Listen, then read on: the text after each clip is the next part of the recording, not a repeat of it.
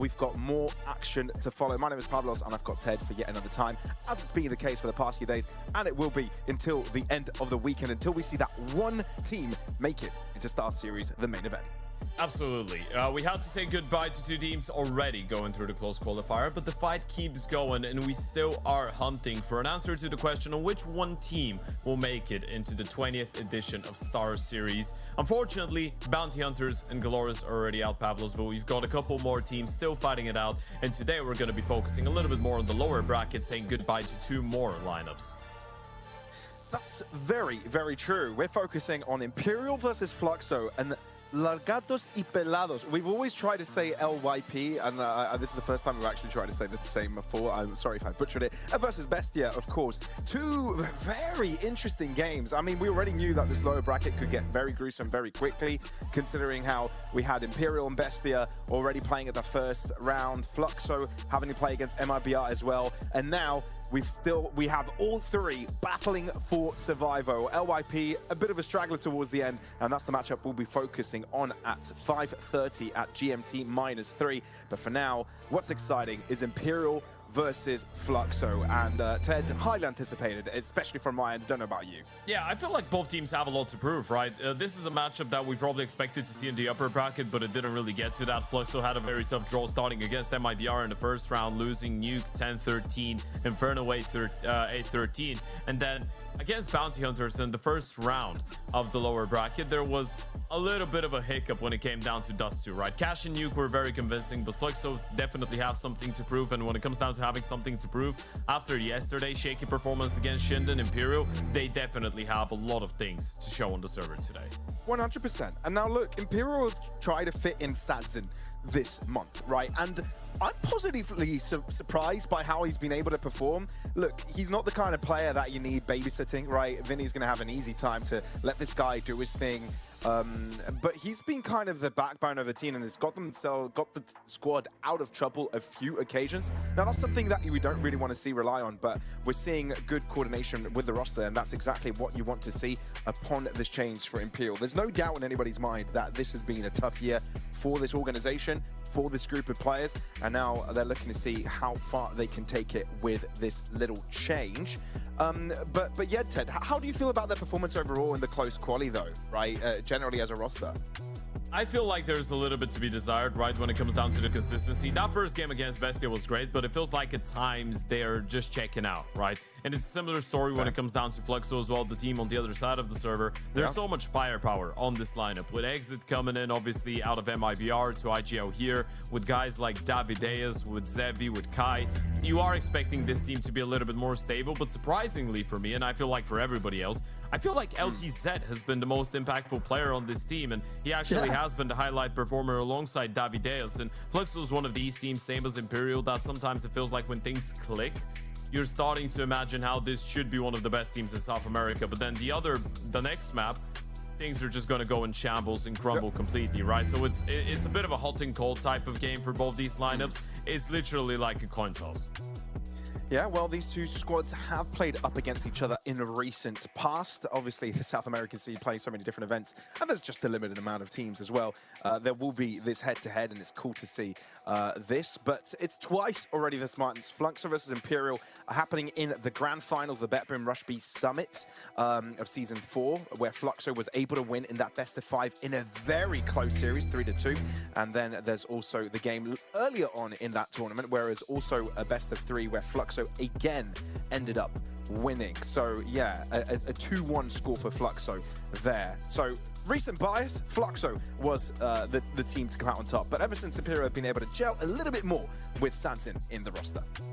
Yeah, we're going to take a quick look at the veto. Now, obviously, this is a best-of-3 and not a BO5, but we've had a couple of these. Mirage and Ancient being removed in the first veto phase. This is interesting because Fluxo usually love a Mirage, but I think they know that Imperial are very comfortable against them, and they decided to float that Ancient as Imperial were pretty forced to get rid of it, so Fluxo get that little bit of advantage. The Dust 2 pick is going to come through. Now, I think this is an interesting one because this is usually a map that Imperial like picking into, but in the last couple of weeks, it's not really looked great, right? So Fluxo will try and punish an Inferno coming in. That was always going to be the case. Inferno's been a little bit of a lackluster map when it comes down to Fluxo, although there's been some good results against very high-level opposition. decision, but for Imperial, this is the go-to, right? And the other go-to is Nuke. So I feel like when it comes down to the veto in general, it feels like it should be a little bit expected that these are the maps that we're ending up on.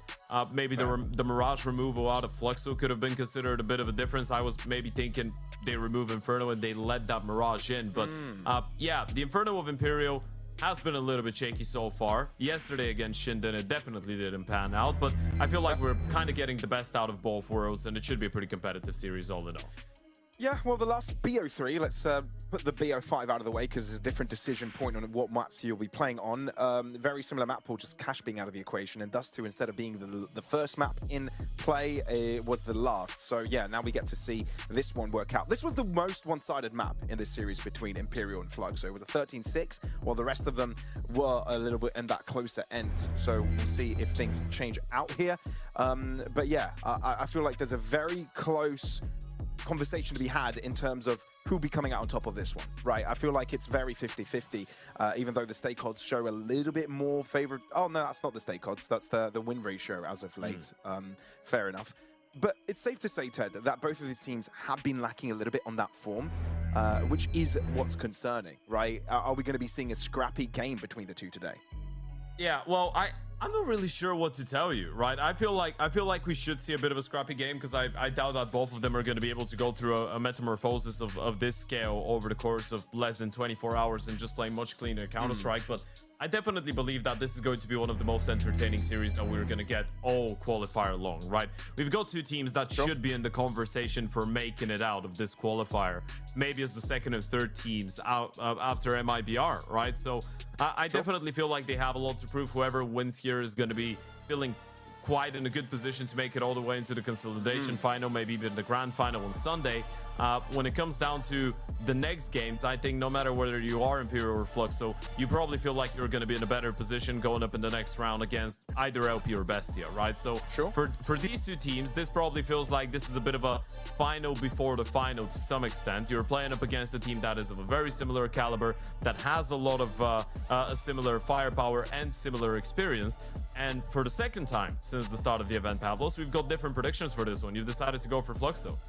Yeah, I think I decided to pick that. I saw you pick up Imperial at the start, and I was like, yeah, there's a high likelihood, but there's also the conversation about Fluxo having a good day here, because Imperial, yeah, they looked a little bit better on their previous match, but it's that inconsistency mid-game that troubles me, right? You're playing up against teams that shouldn't have too big of a chance against you. We're talking about players that have not got the pedigree, the expertise, and the knowledge and the know-how at an international level of play, and they're just running away with massive leads. And that's concerning for me, for Imperial, right? Dropping their lead. And I feel like for a team like Fluxo, if you give them the opportunity, if you give them the pace, if you give them the room, they're going to take it away from you. So that's why I went for Fluxo. Yeah, I think it's a fair point. I genuinely believe that when it comes down to pure firepower, Fluxo is definitely a very dangerous side. I just want to believe that Imperial are going to be able to play a decent game of Counter-Strike. I feel like the addition of Sadzen has definitely made a little bit of a difference. And even if we go into that OP head-to-head between Zevi and Sadzen, I know Zevi's the more experienced player, but I feel like Sadzen is has a lot more of a commanding presence on the server, right? Yeah, he's on when you're talking Zevi, you're talking security, you're talking, you know what you're getting. He's going to be there contributing, doing a lot of the talking, moving pieces around him. Sadzen is a very proactive oper though, and when we're talking about moving pieces around him, he's such a communicative player, right? He's the type of an oper that at the start of the round is going to say, hey guys, I'm going to do this, can you do that to support me? He's going to be moving people around himself depending on how he wants to approach a situation. And on the CT sides, we've seen that time and time again in the maps that Imperial have played so far in the event. Sadzen more often than not is responsible for more than half of the opening picks that they get on the CT side with the AWP. He's incredibly mobile, very aggressive, and I feel like that's going to be a little bit of a difference between the styles of the two opers, because Zevi is a little bit more laid back, allows the rifles to get some more space. With Sadzen, you can clearly tell that he wants to be the star of the show. He wants to be a difference maker. Exit. Okay. That was not nice. All right. I presume that was at Imperial, not at us. I was like, wait, what did I do? Yeah, probably. Maybe we're just talking at his teammates, having a little bit of banter, and then remembering that the camera is on, and then yeah, that just happened. Cool. Yeah. So look, Ted, I wanted to highlight as well. I know I went with Fluxo here, but there's someone in particular I'm very impressed with from Imperial. I feel like has stepped up on an individual level in a big way, and that is Vinny, right? I feel like in so many occasions he's been a pivotal point for Imperial, and we're talking about him taking some selfless positions as well. He'll put himself on lurks. He'll put himself in various situations that can be very impactful for the round itself. And not only has he exceeded in terms of gaining information and helping out the team make the right calls and end up on the right sides, especially talking about that T side, but he's also had impact in finding multi-kills in those moments, being that X factor where you don't expect it. So I feel like Vinny has had a pretty good tournament so far, and is one of the reasons why Imperial haven't left the tournament just yet. I can definitely agree with that. This is the second best tournament that Vinny's played in the last 3 months, and the previous one was the CCT South America, which I'd say maybe the level of competition is a little bit lower, right? So when you're looking at his performance so far, he's been incredibly serviceable, right? And at a lot of times it felt like Imperial on a team level were struggling and they couldn't get opening kills, or they couldn't get anything done when it came down to creating space. Vinny was there to step up for them, right? Since the start of this event, I think he's been exceptional for them. So yeah, I do agree with you. I feel like Vinny, you're looking at him, he's the second highest rated player of the team so far. You've got Sadzen on 116, Vinny on 113, and then Descentia on 1.04. Vinny's been a driving force for that lineup, and it's honestly very nice to see, right? Because he is the type of an IGL that wants to take initiative on the CT side. He's the type of a guy that knows how to have a little bit of impact when it comes down to the firepower without really taking a lot of space. And on the other side, you've got another very interesting comparison and parallel that you can try and draw with Exit, who is an initiator, who is an aggressive in-game leader. That's fair. That's fair. So we'll be seeing a little bit of a head-to-head on how these two IGLs play up against one another. But without any further ado, we'll be jumping into the first map of the series, an elimination game here in the closed qualifiers of StarSeries South America, brought to you by Stake. Shout out to our partners as we get things rolling on Dust 2. Imperial start things off on the CT side, and Fluxo, the aggressors. Dust 2 is the starting round. Loser of this one goes home. No way. Gonna try and get aggressive. USP's just not connecting on the shots though. Sadzen gets gooshed up. They stick around. They spotted a bunch of these T's heading in towards long, so Imperial know what's up. They're trying to break through in through CT. They have connection into short as well, but Kai and Zevi find 2 picks. The first 2 confronted are taken off the table. Fluxo have a molly as well to keep the CTs at bay. They should be permitted an easy bomb plant. They've got the Avenger smoke, so they can try and close in the distance, and Vinny's picked up another one. Smoke's actually not ideal, but look at Vinny go. Yeah, he said, I hear you guys talking about me. I'm going to keep on having the best tournament of my life. Eyes on Sadzen. He's bring up a lurk, but is it a bit too late? Vinny, stop doing it so simply. Vinny! You absolute monster! Round 1 quad piece for the captain of Imperial. All right, apparently there was a reason for us to be hyping him up before the start of the game. What is that from Vinny? Incredibly clean shots coming out of the USP. And look at the smile on his face. This is the perfect start for Imperial. Yeah, that damn smile. That damn smile. Have you watched the show, or are you just familiar with the meme? I'm just familiar with the meme. Yeah, it's a good one. It's a good one. Okay, well, what a backbreaker for Fluxo straight away. It looked like they had everything online there. Sure, you had Zadzen coming in, but that never came into effect. Look what Vinny's done, by the way. He instantly bought an AWP and dropped it over to Sadzen. So the first buy is coming in from Fluxo, but Sadzen gets put on an AWP early on, round 2, because of his captain's squad piece. What the hell? Paired up with 2 M4s as well. This is a bougie round 2 from Imperial. Yeah, it's a hefty investment. You need to make sure you don't lose too many of these guns. There is a force buy coming through on the other side, so it's not going to be an easy conversion, but you lose a round with these M4s and with the AWP, you know you're not only dropping the round, but you're giving the guns away. Break if the smoke doesn't quite work out. Sadzen will start navigating back in towards the A-bomb side, and this seems to be the right call. A 3-2 split, 3 coming out of long, 2 coming out of short for the T side. A little bit of mid-util to try and keep that rotation player at bay, but Imperial are fully ignoring it, focusing their entire attention in towards long and short. Crisscross smokes. And that's gonna keep the question marks on Imperial's camp. Whether this is going to be a B hit, no way though. Has spotted out Davideus' shoulder and now has alerted his team about this, but he's solo for now. MP7, good for the first. Davideus picks up the fallen Galil and wants to take the fight onwards. He succeeds with the trade, and it's evident now Ace sights the target. They need to get the kill on exit. They kill him, it's going to be so much easier to focus on the people coming out of long. The Chanty, together with Cello, get the damage across that's necessary, but the Chanty has to give his life for it. Fluxo crossing onto site is a dangerous affair. You're lacking the util for the retake if you're Imperial. Vinny keeps it going. Indeed, for Vinny to get that pick. Sanson reading the lurk from exit, and Davideus might not even be allowed to cross in. The smoke will fade, and Cello's got the Tech 9 accurately finding the headshot, and with that, the 2-0 on the table. It's about Imperial dealing with these situations very calmly, right? And that's exactly what they do. Regardless of no way, I guess, being able to just get one kill, he does get double peeked and refrag, but they very quickly realized that was just a ruse, and that's because No Way is able to spot the leg of the player just walking out of long, but he didn't get seen himself. So he could go back, tuck in, get a kill, buy enough time for the rotations to arrive. Shout out Lorgar. Of course, once again, don't forget about the platform, Lorgar ready to play. The positioning from Descent to Sentry. He's spotted, but he's taken a lot of damage out into the process. LTZ getting him out of the server. There was danger there for a potential two-piece from Long. Sanson says no. LTZ is not permitted survival. And No Way's having a bit of fun by himself and Long. Gets a two-piece. And he's just given away an MP7, so this is good enough. Farming that bonus cash nade on top of the smoke, not going to reveal in time, so Exit's made the cross, but Sazin seems to be aware of the possibility. So with the bomb being dropped in towards the tunnels, this is all about whether Exit can get one more kill. If he can, this is a great eco. They've already been able to get two of them.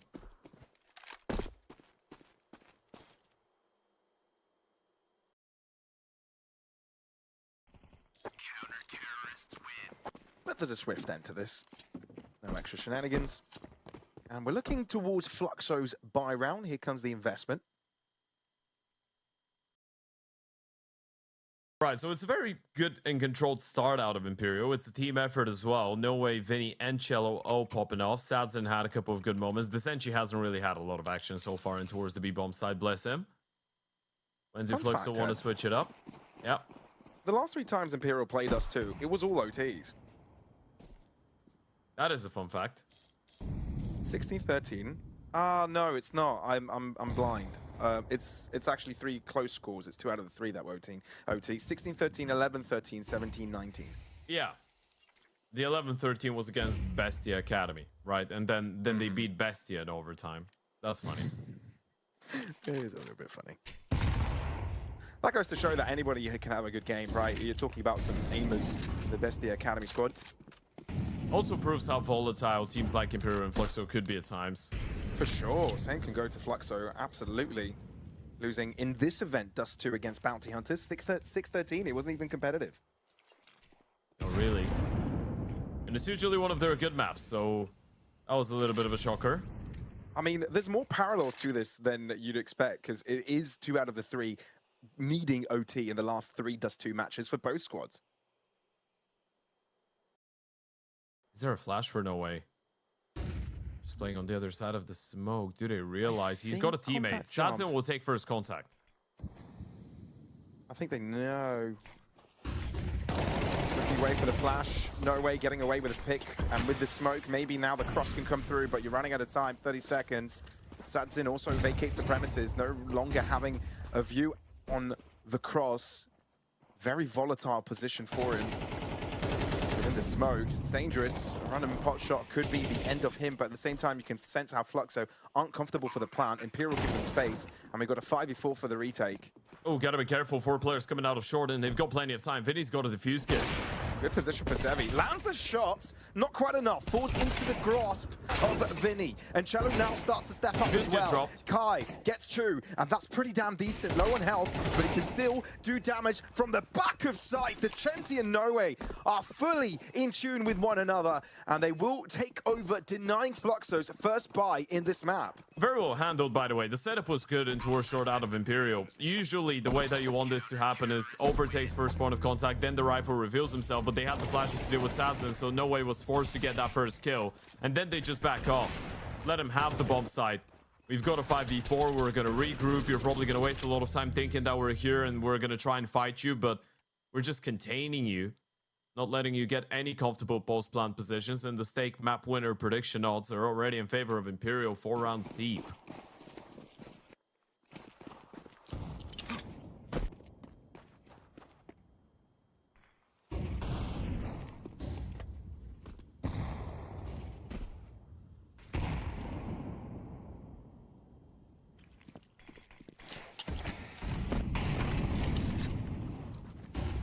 So, this one's a bit of a laid low from Imperial. No, they've gotten themselves in a nice status quo. Fluxo have an investment available to them and are making mid their home. Having to use a lot of the utility to actually gain this space. Vinny mollied off, so he's going to have to step forwards. Flash away. Exit there to receive him. So, captain the captain action. Yeah, it's a good angle out of exit. Very difficult to get blinded when you're playing that position. The ordinary deep flash into short doesn't really catch you, so now they've gotten the kill on Vinny. They know he's the rotation player. No Way's going to be on long. The Oper was the one that flashed, so you can try and exploit that gap, but there's still 2 defenders on that B bomb side, and No Way has moved very closely. No one's looking at the smoke either, so he can just dry peek it and have an effect. Never mind, as he does do so. Kai turns around. Zenchi, what a surprise. Now he's set up his teammate for success. Close by, realizes there's another one! And what a sequence! 1, 2, 3 from Cello! And he just shoves Fluxo into the ground. Running around the bomb site, Cello so quick on the trigger. Fluxo are going to regret even thinking about going B in this round. And they got the kill on No Way. That was essentially a 3 versus 5. Maybe even a 2v5 for Desenchi and Cello. All that Desenchi needed to do was take that first kill, damage the second, and from that point on, it was just Cello on a hitman mission. That's how you know Imperial are feeling it. Yeah. When Cello's shooting like this, and he's just quickly switching between angles and getting kills left, right, and center. He is one of the biggest momentum-based players on this team. I don't think we've seen Cello play so sharp so far in this tournament. I know we're only talking about a 1-round situation from him. But you kind of tell when a player is online, when you can tell they're feeling it. Sure, he's had his moments, and there's a reason why Imperial are still in the tournament, but this is the most decisive we have seen Imperial. Now, this timeout is from Fluxo, not Imperial. The names are switched out Wow. on your screens. That's the eternal bottom. Is that a juice box? No, that was a that was a protein milkshake. Protein shake thingy. Carton. Yeah. Milk. Precisely. No vocabulary. Nailed it. The one that he's drinking is actually good, yeah. Oh, you've had it before? Yeah. It's all right. I had a protein cookie once. Horrible. Yeah, these are a bit questionable. I was like, I want a snack. Ah, let's have a protein snack. I was like, yeah, never mind. I'm never doing that again. If I want to be a pig and have something with a lot of sugar in, I might as well have one I enjoy.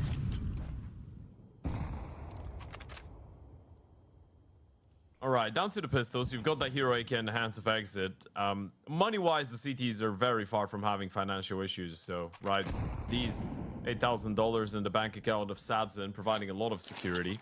And as of right now, Fluxo are going through a little bit of a slow start. Even in the previous round, which was originally a 5 versus 3, they get destroyed. So Imperial have done a very good job at just delaying the time and point when Fluxo will enter the game.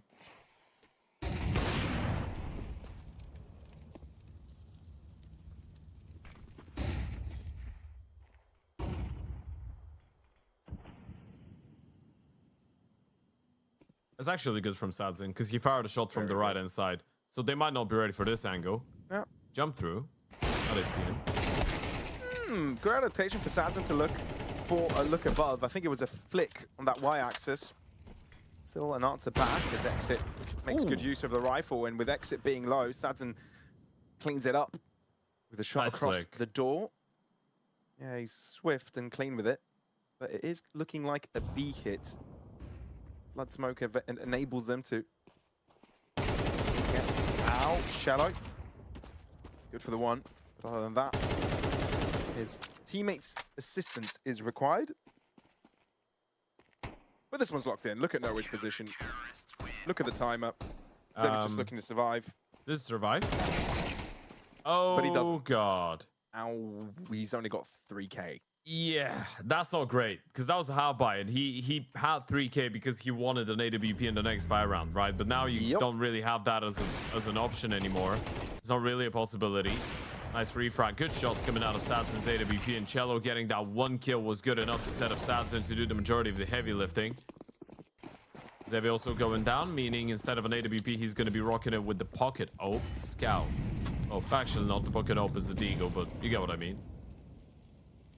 It's the mini AWP. Sure. The cheap AWP. The AWP from Lidl. Or Temu.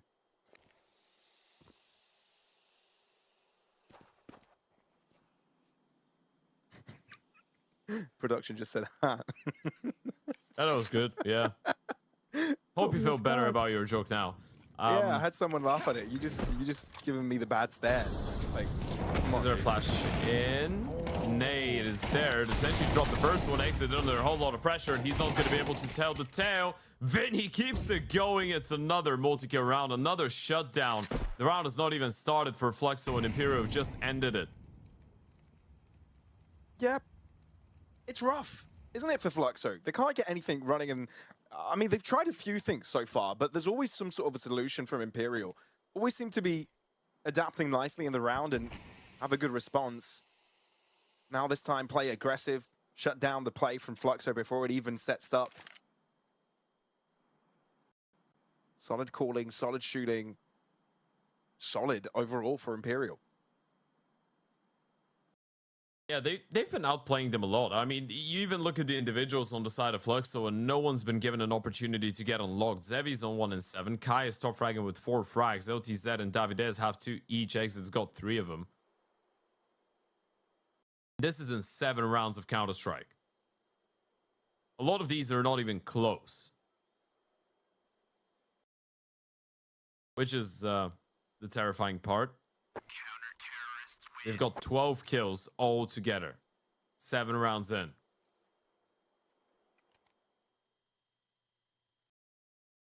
Now the money on the CT side is impeccable. Basically untouchable.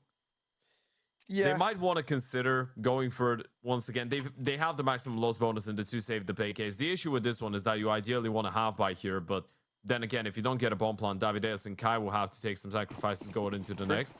Davi's going to have $3,750, so he's all right.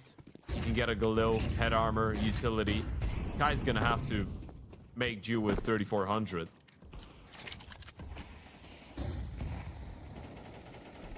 Safe to say, bank account's empty. But money issues aren't the only trouble Fluxo are having right now. And you're right, they haven't had the opportunity to show up. Imperial have just been so suffocating. Let's see if such chances present themselves here with a potential quick play. A pop into B. LTZ is allowed solo. Mid smoke. To keep Imperial in the dark. But Imperial are the type of team that won't stick around in the dark. No way, also aggressing fairly deep. That flash doesn't do anything. I mean, they've mollied, they flashed, but no way is not hearing any steps. So as far as he's concerned, he knows that this could be just a solo guy, right? Firing some shots, and the bomb is still in front of B. They've already made contact. They're going to be ready. Might have to cancel. They actually took a peek before the Uto. They saw the AWP, but did they know the 2 AWPs? That's the big question. Sentry, Shallow. Both able to find and pick a piece. Davideus is great on the AK, but reinforcements have already arrived. Captain here to save his teammates his day. 2 picks for him so far, and he's looking to make it a triple as exit moves out of the smoke. Vinny does not take risks here. Unnecessary movements. Sanzin joins in. And with that, an 8-0 on the board for Imperial. I don't know what was there in that protein-flavored milk that he was drinking, but I want some of it. Vinny's been spectacular so far today. Every single time around becomes a little bit closer. Vinny's just coming in with a huge multi-kill to save the day. He's on 10 and 2 already.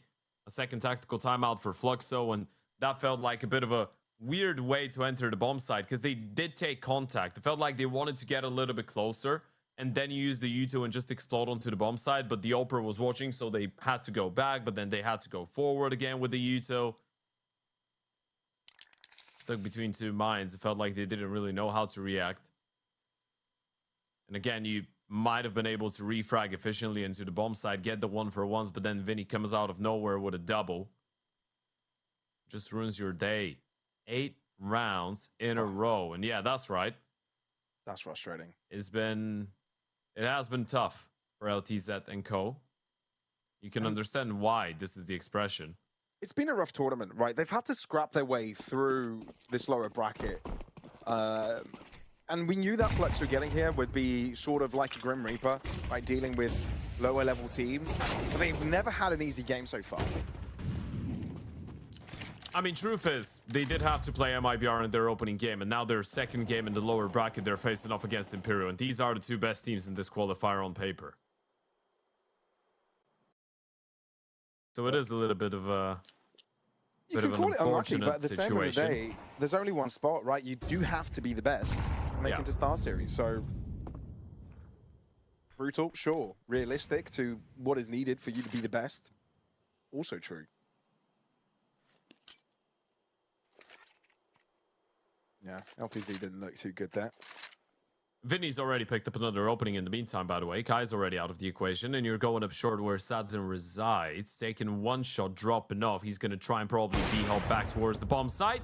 He's done that a couple of times already on Dust2. That's exactly the move, but they should finish him off. Oh, never mind. Ooh, look at him run away. Skedaddle out of there. Vinny ends up dropping. And this is the first time Fluxo feel like they may have a foothold over this round. No way, though. Not tested. Flashed over, and Davideus lands a screamer of a headshot. And now a 3v3 makes this doable. Sadzin, visible, but with 16 points of health, no margin for error. He's going to call in for reinforcements. Essentially's up close. Didn't realize he's already out. He's very close to the bomb site. He's under the radar. Brilliant flash. Didn't see him. It's only good for the 1. Didn't quite realize Davideus was playing behind as a teammate. And now, 3 out of the 4 players have low HP bars. This is going to be close. Sadzin closes in, even lower in HP. Davideus has been fantastic and will get the full ace. When Fluxo needs some spectacular moment from one of their players, Davideus is the one to step up to the plate. A truly godlike moment for Davideus. They needed something like this. So desperately needed someone to shut down these individuals on the side of Imperial. Look at that. The refract through the smoke. Instant headshot onto the car player. And that's insane. The flash was so good, but Davideus couldn't get spotted. They didn't see him. The Senshi didn't realize there was a second player. If he does, he's got a double kill for free. And the round probably would it. He just didn't realize there was a second guy. Everything just happens so quick. Gets the kill, starts thinking about the next best thing, and Davideus, out of the grave, is able to get that refract to start it off.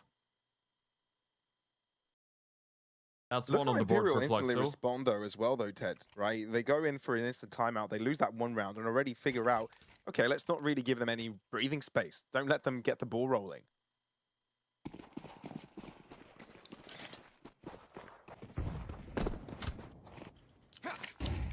Going back B. Just a fake. Good Yuto out of Cello. He recognizes he's alone, needs to dump all of his Yuto as early as possible. Break of the smoke though, and Cello goes down, but they don't make their way onto the bomb site. They didn't know it, but they had an empty site. They probably had a free round if they just pressed W. All in hindsight. It's still numbers, still doable. essentially compensates by placing himself into B. And Imperial leave long clear to account for the mishap in the early stage of the round. This could still work out for the CTs, by the way. Sadzen's got a very good position to get 1 kill and back off. And be in a very difficult angle to get refrag. Now, they should be very careful about how they retake lower. One will be an easy entry. And he's hoping he can get away something lower. There comes a head. That's in. Oh, gets spotted early. Doesn't realize how close he's got opponents. Vinny needs to step up. 40 seconds on the clock, and he's being overwhelmed from all sorts of directions, long and short. Smoke to permit the cross. He ends up dropping, so Vinny does have something heading in the right direction. And with David Dales losing his life on the flank, now Imperial have got the numbers. Not again. This cannot happen. This could be backbreaking. Oh my goodness. Not over. These are the steps. The Senshi needs to close the distance. No, we He can't knows do that anything the about Opera has it. gone long. No risk just yet. But it's good information. Along one site, and the site player has just been mollied out. Playing down on Ram. That's awkward from Norway, but does end up delivering. Exit with 2. Can he perform the clutch? It would be massive for Fluxo. Losing this round would be backbreaking. The Sentry closing out on the distance, but he's running out of time and he knows it. Even if he does get the pick, this one is done. Exit does everything required to keep Fluxo above water.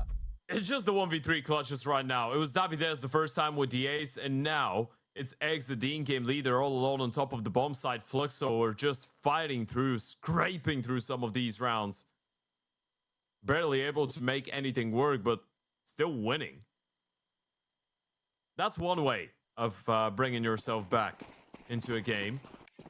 Might not be the cleanest, the easiest, the most logical one, but you're staying alive.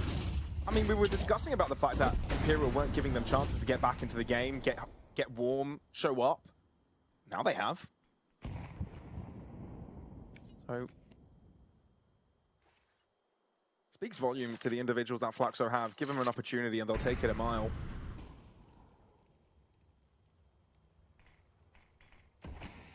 Still a difficult half for them, and 2 rounds left on it.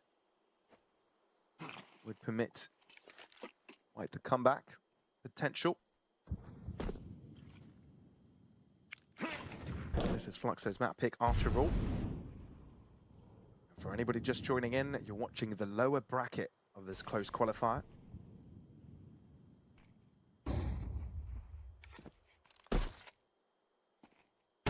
There's being in a dangerous spot, gets overwhelmed with a short push. Yeah, he was alone. No one to support him, right? And as of right now, it's very easy to think that this was just the mid lurk and it's going to be an A round. They think it's A. Yeah, Cello needs to go back. Doesn't really have any support out from mid as well, which is why he's looking in that direction. If it is a B hit, thinks that it may be best for a retake, but that is never possible if he loses his life. They're going to make it in time. Both the Senshi and Vinny are here. They realize nothing's happened over an A. Vinny ends up delivering not only once, but twice. And Cello on the long distance is being a nuisance. He's done enough for the HE to clean up. Blimey, Imperial. Can you do any wrongs? Vinny is 16-4. And honestly, when you think about the rounds that Fluxo have won, that could have been an 11-0, could have been a 12-0 half. One of them required an ace and a 1v2 onto the bomb side out of Davideus. The other one required a 1v3 clutch out of Exit. Imperial were just dominating the server. And it felt like they would have missed the timing, by the way. But it's all about that smoke out of Cello. That bought him enough time because Fluxo wanted to wait this one out. And Imperial, they were proactive enough to go out long, re-clear that, see that there's nothing going on. Sprint back right in time, regardless of the low HP. Vinny's still able to get a double kill. Such a noisy, such a painful shutdown for Fluxo, because that's the type of a game that you're getting ready for, even mentally and Counter-Strike wise, for such a long time. And then you go on the server, you get slapped. It's still just the best of 3 in the end of the day, right? So a series like this, as much as it could take a very long time, it could be very quick too. If you don't get into the swing of things on time. It's easy for this to escalate a little bit.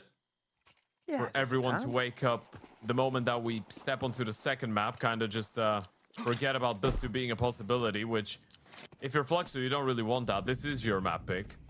Mid push for Imperial. Wanting to see if they can catch anyone off guard, and gaining so much space for free is important, but they need to look at lower tons. Sad's in point blank with a deagle. They've made a step. Sad's knows. He's calling in for help. Scopes in, that's the pick, but he's isolated, therefore the Tech 9s do a good deed. I also gets a pick, so this is Fluxo with the numbers. Oh boy, if they end up B. I think they are. I mean, the Senshi... Vinny? They've killed the Senshi. Vinny's pushing He's the going tunnels. in. Does he clear out Zevi? It doesn't look like he's wanting to at the moment. He's got full focus on the rest of turns, and he does clear it. Zevi's just better. He's just quicker. But is this still doable for Imperial? They are a player down. You have information of one of the players' whereabouts. Not quite certain on where the second lies. Nobody's going to be too far away to help out Cello. He needs an outstanding performance, but with him not looking in tons, that's not going to happen. Yeah, he was not aware of the possibility of the timing. They get the refrag. Cello gets blindsided. And that should be a third round on the board for the T's. No way. He has got a molly, double flash. Try and muster something up, but he's got barely any chance to walk back into a round like this. With the AWP, with the AKs, that should be straight up impossible.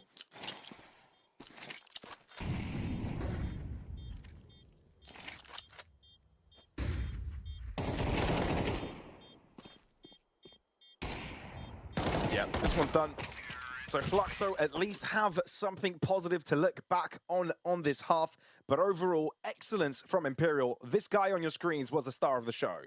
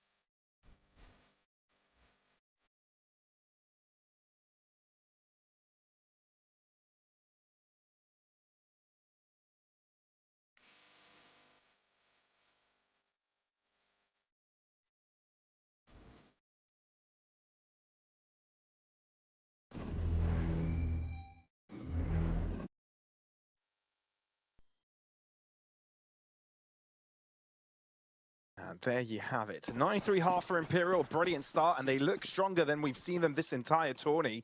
Do they have what it takes to clean out on Dust 2 or Fluxo? Can they perform a comeback of the ages? We've seen that happen before with Imperial, though, right? Having a 9-3 or even a 10-2 half on the map in the first half, and then having a very, very poor one in the second, or the other way around. Dust 2 a couple of days ago was very difficult on the CT side, but excellent on the T side. Now, we're yet to see the best of both worlds. When it comes down to Vinny and the boys, maybe this is going to be where it changes. They just need a pistol. One buy round after winning the conversions, and this game is done. Exit and Zevi. They're going to have a lot on their plate. Push out. No way. Ends up with first Great blood. flash. And Zevi cannot see, but they couldn't follow it up quickly enough. Oh, look at them scramble away. Knowing that it's best they stick together and alive. Zevi's given it a lot of space, but Imperial are going to choose in to work together here. Leaving one on side. Cello now decides to play a little bit more aggressive. As soon as Vinny shows up, this is when the rest do the heavy lifting. Kai, rather. Hard to imagine he'll be coming out on top of this one. He's got quite a few meters to cross without being shot by his opposition. With Imperial winning this pistol, they've entered the highway to victory on Dust 2. They've made their lives a lot easier. That was a very intelligent approach, by the way. You get the first kill, you realize you're fighting two USPs on mid to long range, so you don't really need to overextend. You've got a 5v4, you can back off, play the time, focus on not allowing the CTs to come through short. If they want to try and run at the Glocks through CT spawn and long, well, they can give it a go. We don't need to give them back that advantage. This is what Imperial say as they start backing off, and in Fluxo are not really in a comfortable position to go for an eco round, even if they really wanted to. It has to be the all-in. At least they've got enough money to put Kai on an M4, but he needs a big moment. That's very true. Imperial, though, are playing in-your-face Counter-Strike right now, and it's unpleasant if you're LTZ. That was a very upsetting flash. And I think that was no way flashing for himself, by the way. I'm not even sure if that was the Senshi, but it was a good flash. Almost as good as this shot out of Exit's Deke. But now they've seen him. They know there's going to be one more player in towards the B-bomb side. So Davideus is pretty alone. He's killed the scout. This round is done. Yeah, that's it. Round over. They need to save. Goodness me. Satsin attempting to deny any of these saves. That M4 is probably seeing the light of day the next round. Or are they attempting it? Oh, they're going for this.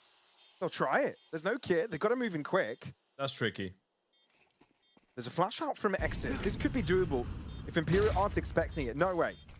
Right underneath, being pressured by the flash. The Senshi is there as backup. Boost away. They haven't seen anyone. No pick. They might call it off now. They were hoping they could maybe pick someone apart in the middle. You cannot hate this. Kai staying alive. But at the end, Imperial will take all necessary measures to deny Fluxo any access. To be fair, I am surprised that they even considered going for this. It's good that they don't lose any guns, but even a 3 versus 3 on the B-bomb side, if they had a defuse kit, then you can make the argument that they're already down that bad that they need to start going for rounds like these, but you don't really have any money, right? So if you have a premium rifle, you keep the premium rifle. You couldn't use that M4 in the previous round. Now you're going to have a decent purchase because you saved up. And Exit was able to carry over an AK-47, so this is not bad for Fluxo now as a purchase. But it is now or never.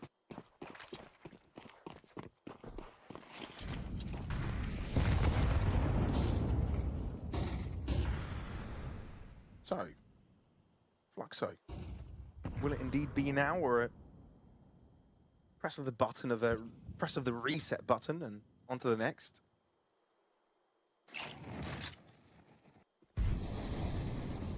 See how they slowed things down because they didn't see a rotation. They were so worried that there's going to be someone on the right-hand side of the door. So they were like, let's back off, molly, hold, see if they want to push.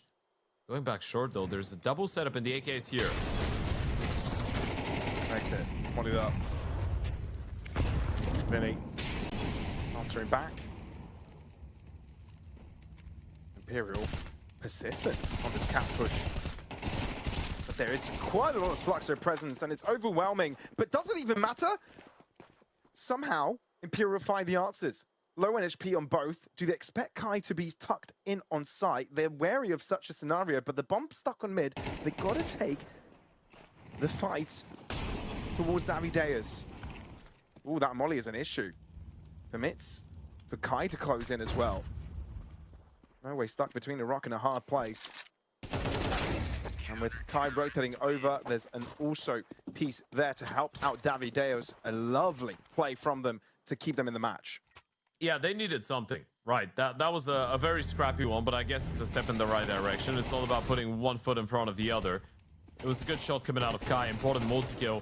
We were talking about him in the previous round, saving up that M4, able to make it work. Same for Davideus. 11-4, and Imperial don't have all the money in the world. An AK in the hands of no way. Pistols for everybody else with the occasional piece of utility. Leading towards a potential B play. Another reminder about the weekly reload of $35 over at stake, as well as the odds for the game that are still favoring Imperial here on Dust 2, understandably so.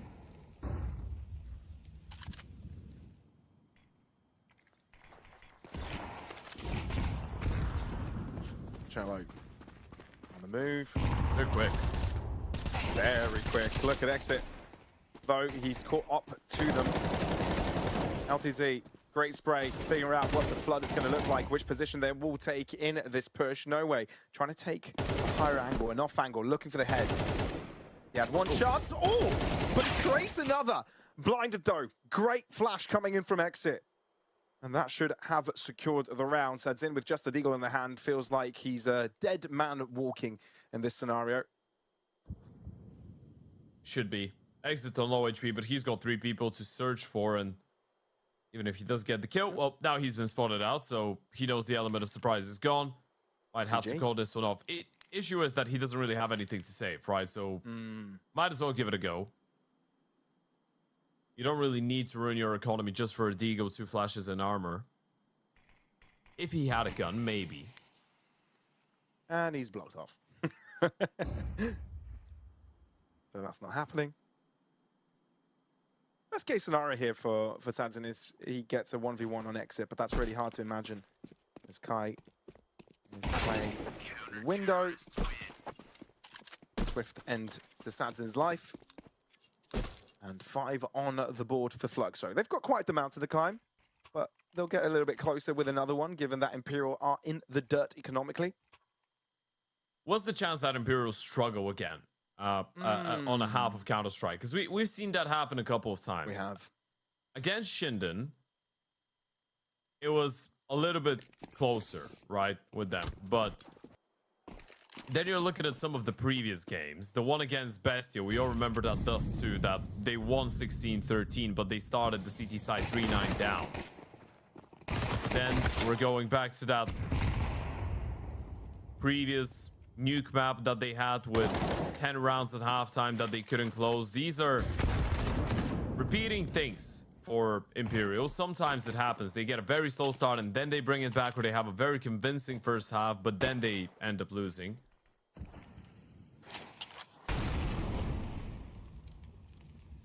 Dust 2 is actually the one map on which we saw 2 of these examples. One time they're down on the CT side 3-9 and they still win. The other time they're up 3-9 and they lose on the T side.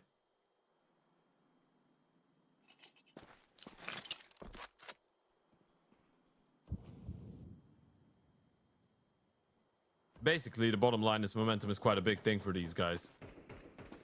It feels like when things are working out, they're working out very well, but when they're not, well, they're not.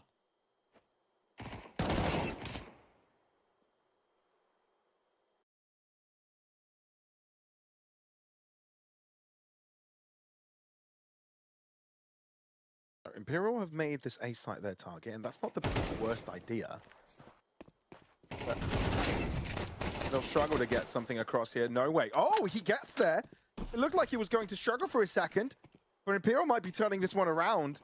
Rifle found by No Way, and all of a sudden, Fluxo are in dire straits earlier than anticipated.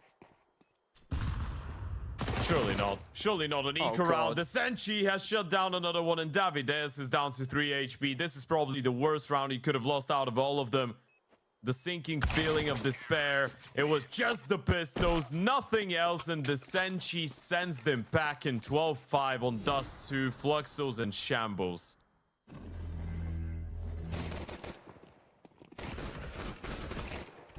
Rough one, isn't it? Glocked. Fluxo. They just really, got really rough.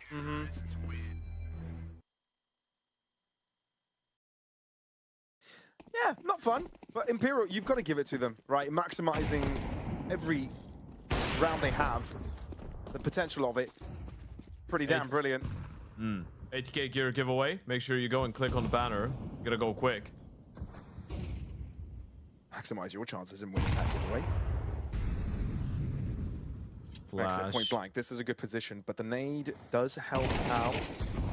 Vinny slow peaks, and he does end up finding the headshot first. He doesn't. Never. And we were making the exit Vinny comparison. Now we're seeing a lot of them 1v1s. Vinny's the one winning most of them. He's very good at 1v1s right now. Even if he gets headshot first, it doesn't really matter because he's got an AK. Now he's got an AWP. Vinny's on 20 and 9. Might be one of the best maps he's played in a very, very long time. Now you've got a man advantage. Look at Kai. He's on an island all alone in the middle of the desert. Actually, it's not Kai. It's ITZ, sorry. But still, no support for the B player. Kai's on long. That MP9. If they molly him out, and they do have 2 mollies, or even if they hard clear him, Well, it is a sneaky angle. They will hard clear him for sure. They've not seen anyone. There you go. Z out. And no one stands a chance in the duels. Imperial so damn clean. Kudos all around. This is the best Imperial map we have seen from the StarSeries close qualifiers of South America so far. Showing that they are much better than what they have previously shown. The capabilities, we already knew they were pretty high, but certain individuals on a different level, Vinny being one of them. But it's done enough to take home their opponent's map pick. So Imperial start things off with a map win in the series of the lower bracket.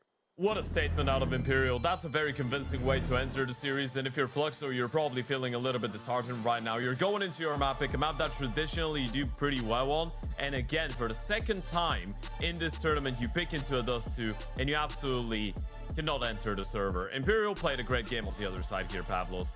Vinny was leading by example, so it was definitely a worthy shout out before the start of the map because he keeps on playing one of the best events we've seen out of him in a very long time. Completely, right? Vinny is always a player that frags okay, decently, but he's never that standout for the squad. It never used to be, at least, but this tournament, it's completely flopped on its head, right? Vinny has been outstanding very, very often. Multi-kills, in clutches, in high-impact situations. Vinny's done quite a bit. And look, rallying around him, the rest of the squad feels very comfortable, right? A team that their captain is flying on so you know, with such high-flying performances, it's hard not to be following up on it, right? It's a bit contagious. So for Fluxo, they're in a tough position because we already knew they were having a bit of a tough tournament. It wasn't an easy road for them to get here, but they're playing against an Imperial we thought wasn't on form. Well, I guess we were wrong because today they woke up and they chose violence. I can give you a couple of numbers that are just going to even further emphasize on how one-sided that was. Vinny's 5-1 in opening fights. No Way is 5-0 in opening fights. Fluxo got 3 opening kills over the course of this entire map. Every single other map, they lost. And getting these 3 opening kills, they did lose a 5 versus 3 in these situations. So that was a very tough map for Fluxo all in all. It felt like there was a massive difference in the weight class. Honestly, I'm struggling to see a way back for Fluxo. Yeah, we'll see what they have in store for us on Inferno, but that is still Imperial's map pick. Hard times ahead, but a very necessary timeout to reset. We'll be back after this.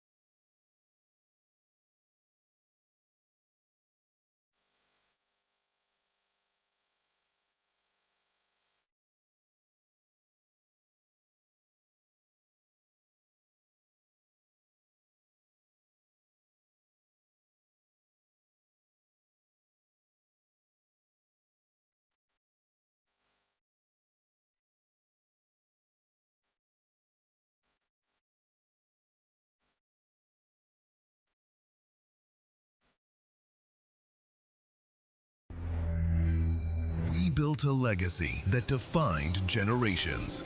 But history only remembers those who survive what comes next. That's some resistance. Certainly maybe you can. Eating my words as Faster. they eat its bullets. More brutal. Unforgiving. Season 20 is here. Write your name in gold. Imperial starting off their series with their best performance so far in the tournament. Welcome back to StarSeries Close Qualifier of South America, everybody, as Fluxo and Imperial are playing for elimination, for survival in this tournament. So far, Imperial lead things off nicely with a win on their opponent's map pick.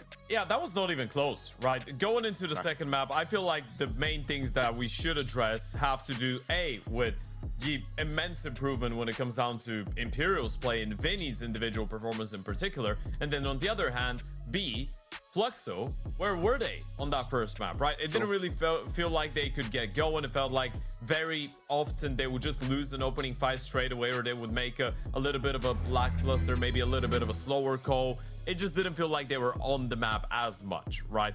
And sometimes you might have these slow starts. It is human, but in the end of the day, this is elimination on the line. And now you're going up against Imperial on a map that they absolutely adore, a map that they have still lost twice out of their last 3 games, so it's not like they've been picture perfect, but a map that Fluxo themselves are not really that well versed on when it comes down to in general the picture, since this lineup has been formed together.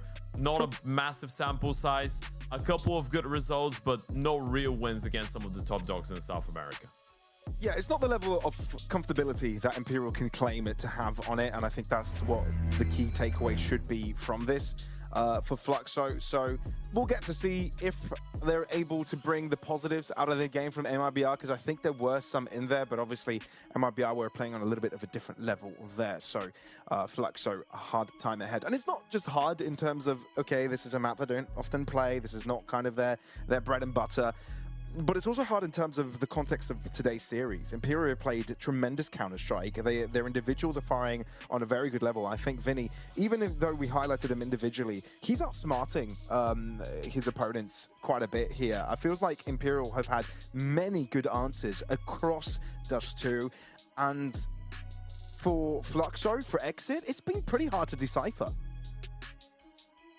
Yeah, I feel like when it comes down to Fluxo, one of the main things should be how to not, I guess, second guess as much, right? Individually, obviously, there was a massive difference between the level that Imperial were able to bring through and the level that Fluxo were able to bring through. But there was a couple of moments when Fluxo would not be in the worst possible scenario, but they would give too much time for Imperial to work around the map, get to a solution, rotate people back, and then have a very good setup. Now, with that being said, there was some over-performance moments coming out of the individuals on the side of Imperial. Cello had a couple of rounds where he's just switching between angles and headshotting everyone.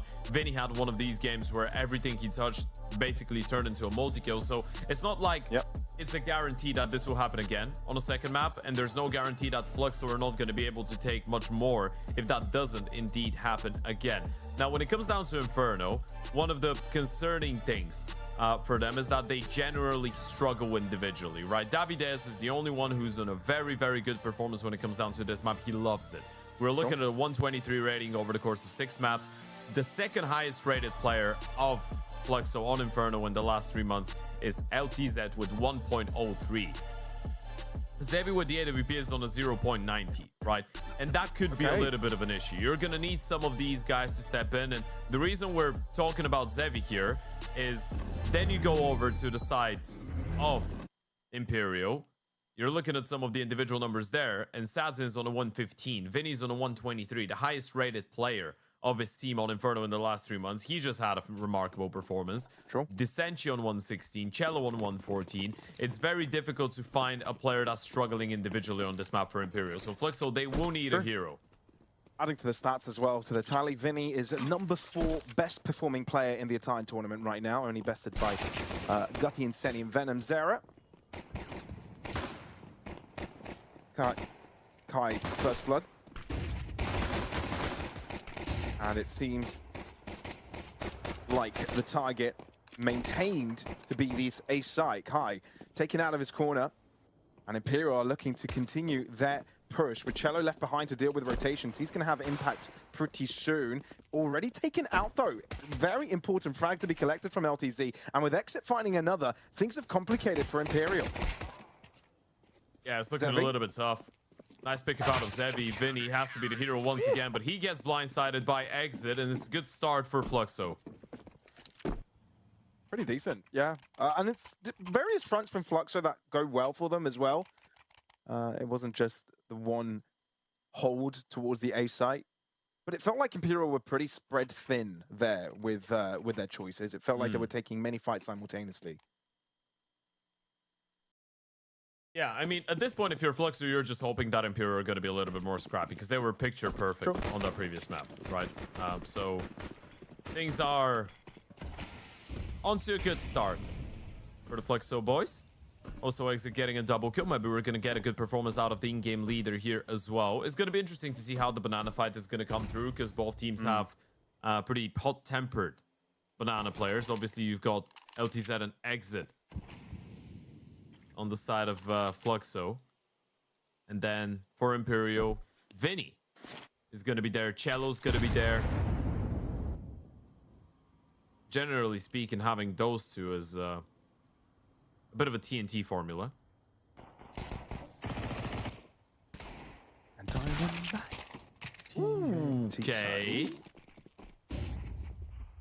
That was a dynamite shot. They're going to try and go around the world, probably get their hands onto the rifle. Can't follow up on it, though. So is that really the best choice? Oh, Kai! He Lovely should be headshots going landing. down to the Senshi. It's all about the damage, right? The Senshi's not in a bad position to get the kill on Kai. No. Well, Kai is running away, so the more this round goes on, he's no longer in a good position to pick him up. Oh, really? And under the radar, they at least don't know that he's here. Did they spot him? No, they haven't. They haven't seen him. No, they will. Will they? Yes, they will. Intelligent decision out of Kai, by the way. He was low on HP, so he just trades positions with Exit. Goes back in towards the B-bomb site, making sure the rifle couldn't get dropped. So this is a 2-0 lead here for Fluxo. Looking good on the conversion, keeping it clean. Nice find coming out of Sadzen, but that was all there was to that equation.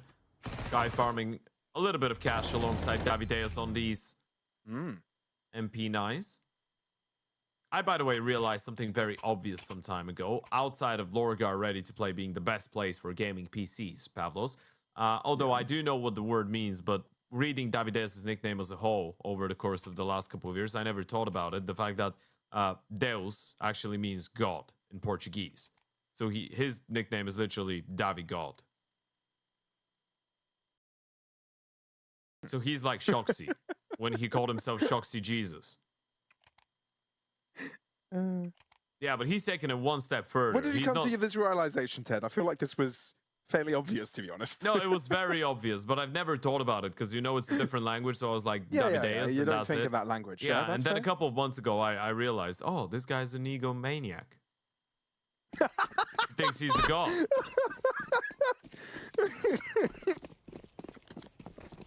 I had to mute that because I started coughing from the laughter. We're kidding. We're kidding. It's, obviously. that's what it means, though. Yeah, it does. Ooh, heavy name damage on the Cello. There's potential for it to be cleaned up. LTZ himself can't really fall back due to the flames. He's stuck in this position. It's so awkward. Oh, take it out of his misery. There was so much stress in that moment. So Imperial have got the numbers here off of that pick. But God, that was a little bit awkward for LTZ. I feel sorry for him. Yeah, definitely. Well, picking up the pace straight away, this is the conversation we had about Cello running up alongside Vinny and towards Banana. They're going to give them no respect whatsoever. And that's the one thing I respect so much about Vinny as an IGL as well. It is entertaining to watch because when the game is going well for him, Vinny's a bit of a trickster, right? You can clearly tell that he's got a little bit of that art DNA that he's bringing alongside him. Obviously, after playing without for 5 years on Furia, you get something out of the man. You get some tendencies. You're very used to that crazy play style. Exposure therapy. Not too bad of a nade. There's information available as to where the Fluxo defense is. Exit. As well as Kai not being silent with Their sprays across smokes, looking for that chip damage. Bomb go down. Oh, spotted. Bomb plant denial from exit. This is pretty huge. The smokes are And fading. now that smoke is going to fade, replenish, but the damage continues to fall. No seconds. And this is tough. Bomb will go down, and at that moment, Fluxo will try and seize the chance to spray even more. There's so much done from exit here. He doesn't even know it. Eyes on Banana, important fight going on there. If Cello goes down, this is a very difficult bomb site to hold for Imperial. An absolute must-win for Cello, but he ends up falling. Vinny holding his line of fire, but again, these low HP bars are an issue. Sanson, the last man standing, high ground, but if he gets confronted by 3 simultaneously, there's no chance in that exchange. Fluxo are able to take over, but boy, exit, what a nuisance he was. Help me get my head around this. Okay. I think he was playing... Was he planting behind the fountain or on the left-hand side? Because if it was on the left-hand side, this is a very weird decision. I think it was behind. I think it was behind the fountain. If it is behind the fountain, you're trying to hide yourself from CT spawn and you're exposed to the ruins, that's fair enough. You need to plant somewhere like this, but it's just the fact that they don't go for the default plant. Maybe they thought the CTs would have a little bit of veto, right? And they tried to surprise them in a way. But that kill just creates so much chaos for Imperial. They were so low on HP as well, and they needed Cello to win that fight on Banana.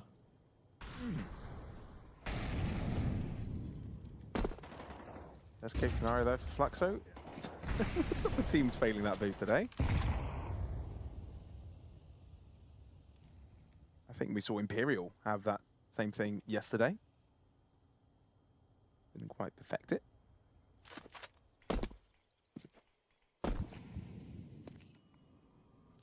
A lot of free space for Fluxo and Banana. And Imperial staying quite quiet. They know their util is pretty limited, so they can only exploit it with a fast push. This HE could be scrumptious. Avoided though. Exit close by, individually traded. And Imperial may switch up their mind here and head towards this B site. Only one defender in that location, LTZ in the hot seat. Yeah, that's because they killed Exit, right? It's nameplate Counter-Strike. They know that's a B player, so LTZ should be alone. But there's no help coming in from Banana. And even though Cathedral position's happy taking up from Imperial, LTZ is trying to stay alive. Taking some damage. No, none actually. Ends up getting fallen due to the HE. And with that, Fluxo will have to play catch-up here. But it won't take long for them to find the first spoil of war. Running out of players, running out of guns. Imperial don't really have much available to them, but that may have given them a saving grace. No way! This could be incredible. A 1v3, and if he finds a headshot here, it could be possible, but instead Zevi, collected, well chilled, will be able to hold on to this round for Fluxo and deny any upset. That was so terrifying, by the way. The moment that the Tech9 gets that second kill after the HE. A 1 versus 3, that was a very good attempt coming out of nowhere, and he had 100 HP as well. If he gets the headshot with the first bullet onto Zevi, this round is done. Very close to taking it away. Ooh. The map winner prediction out of Stake is now in favor of Fluxo, so Stake is foreseeing a third map here. Don't forget about the weekly reload of $35. Click the banner below the stream, go and pay them a visit. How do Imperial switch up their call? Nade coming in, but it's Cello trying to put past the smoke. And LTZ seizes a chance to keep that spray going. Ends up falling himself, but he gets quite a bit off of that. A 3-piece. Can't ask for more. Desenchi was surprised by Zevi's exit through apartments. Caught pants down there. And now it's just no way in a 1v3. That was so weird for the Senchi. He was just walking out of middle. It felt like he would have had the jump on the Opera, but turns around in the most unopportune of moments. Leaving no way in a 1v3, but this is not impossible. It does become more difficult now that Zevi's joined in on this B site. Yeah, he might want to walk in and not use any util. Try and get a kill instantly, but Zevi should have the jump on him. Ooh, footstep. Or not.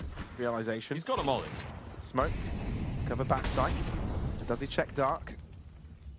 Bomb. Not going to get planted. Kai swings. Oh, no way. He had the right idea, but he wanted to look away, check another location. That's when Kai swings. Unfortunate timing, but Fluxo had already given themselves the upbeat from the start of that round. Yeah, these are two timings that have defined the round, right? The first one was the Senshi walking out of middle and turning around towards long the moment that Zevi's walking out of boiler, and now the fact that No Way taps the bomb, he's ready for the dark peek, but it's Kai that slows it down, doesn't peek instantly. Make sure that he's gonna peek on a bit of an awkward timing, not when he's expected. Fluxo looking very good right now. Kai's on 7 and 2, Zevi's on 4 and 1. LTZ just breaking the skulls of the T's in towards Banana at the start of the previous round as well.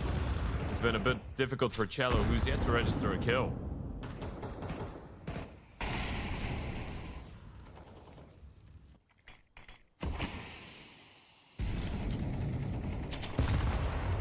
A much different situation to what Dust 2 made us accustomed to. Fluxo already receiving the grand total of the amount they did get in the previous map, and this time they haven't given anything away. The Senshi, introducing himself to the score sheet, has given a lifeline for Imperial this round. Very spread apart are these Imperial players, and they are getting picked off. Where do you want to go with this?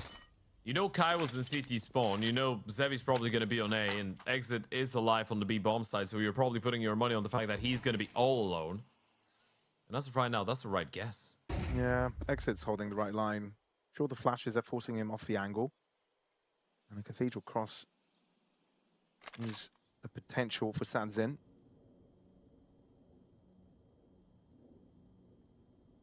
Exit.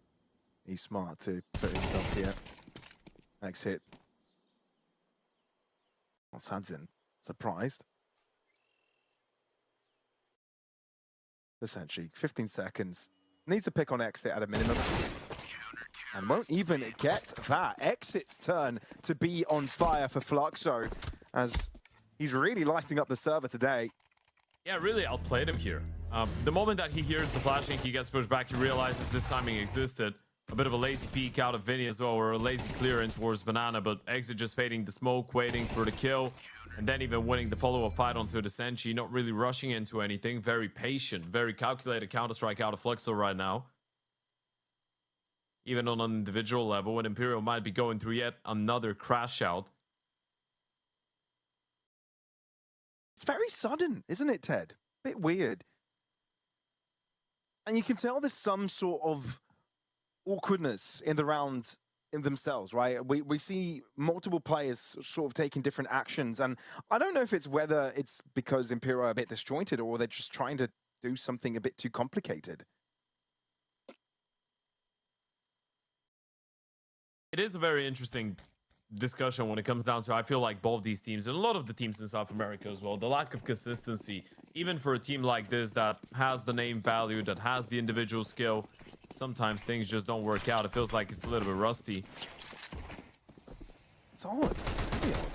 Yeah, and it's very small things as well. It's like you start becoming a little bit lazy on some clears. Maybe sometimes you can time stuff together better. Maybe sometimes a micro mistake is going to be made, an unnecessary move. It is very thin margins that are making such a big difference.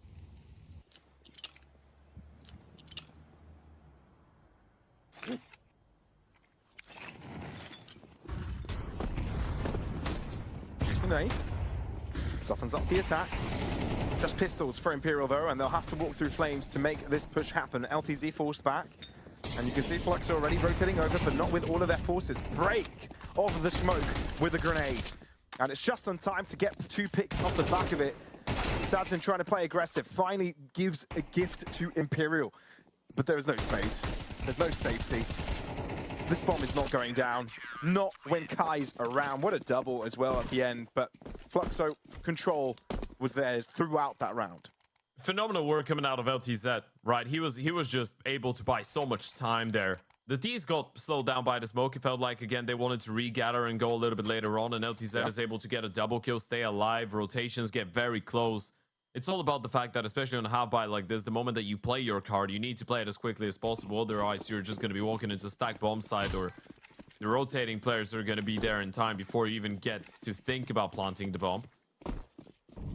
So that quick banner out of ATK, make sure you click the one below the stream as well, go and check them out. Our peripheral partners. Safe to say, Imperial don't win around here, and this could be a very quick game from Fluxo. Apartments being tested, but this is heavy investment of resources for Fluxo in this area, and Davideo's not falling victim to the Senshi anytime soon. It's been a very tough map for both Cello and the Senshi. The Senshi's 1-8, Cello's 1-7. And these are your apartments lurker and your banana aggressive player. Those are probably the two most important pieces on the T side. And they're both struggling. Vinny's trying to kick and scream his way through this map. Excellent pick. And good call to stay back off banana. Fluxo, though, don't see anyone with their cross through the alleyway, and for that reason, calling the rotation back to this A site. They seem to have the right idea of what Imperial are planning. Now he needs to be cautious from multiple directions, but the timing could be everything. He's scoped in, he's figured it out. 30 seconds on the clock, and Imperial are making their move. One single flash remaining in the hands of Sadsin. It needs to be well played. Sevi gets caught off of it, and with that molly, gets burned to a crisp as well. Imperial, this is the best round they've had so far. Numbers advantage, site control. Can they secure it? The CTs have enough money. They can give this one a go. They're not losing anything if Kai and Exit are unsuccessful, but they've got everything to gain. Dry peek's necessary, but Kai has an interesting position with the likes of apartments. If Exit's able to distract attention in his area, maybe Kai could come through. They might be playing for the exits as well. I think they might realize soon enough that winning the round is going to be out of reach, but getting the guns out of the hands of the T's is still priceless. That's true. Imperial might be getting the one, but Fluxo deciding that maybe they can limit them to just the one. They're going to have to stick around. They're going kaboom. And indeed, everybody falls bar Kai, and he might find himself an AK-47 for his troubles. Not too bad of a shout for Fluxo as Imperial get themselves the first round of Inferno. It's one of these rare occasions where the CT's sticking around to just lock the T's down and make sure they don't run away with the weapons is actually pretty worth it, even if you end up losing everything you've got.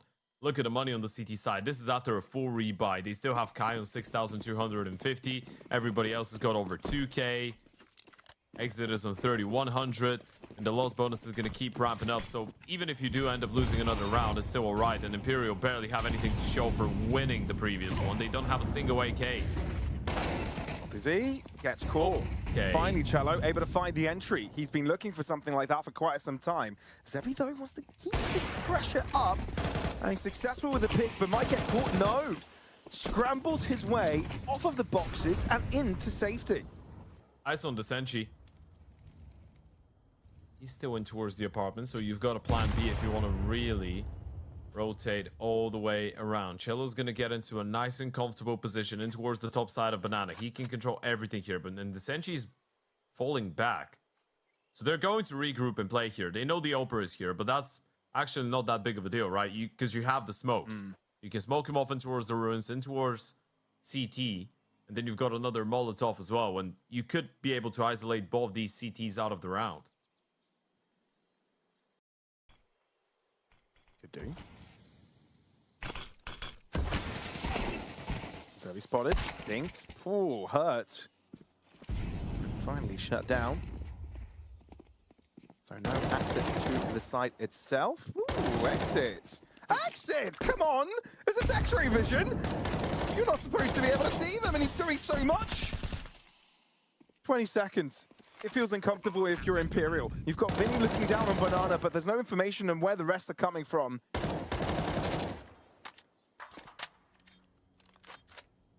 Fluxo closing in. Couple flashes for them available. As Imperial spread out across. No one to be seen just yet, and a lot of unconfirmed damage onto the Senshi. Will first be in contact with his opponents. Flash thrown in aggressively from Fluxo. Exit uses all of his bullets to take care of business there, and the rest of the team has similar success. Kits being available all around makes this a simple endeavor for Fluxo as they methodically take over B.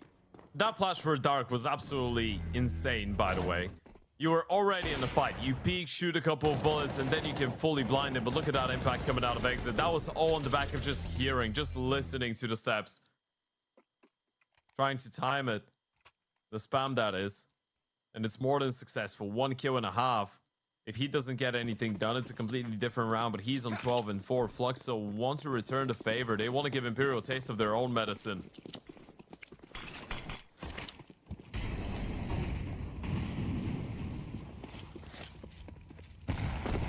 This is a good shout to make, Ted. Because this really feels like a taste of their own medicine. It's Dust 2, but inverted.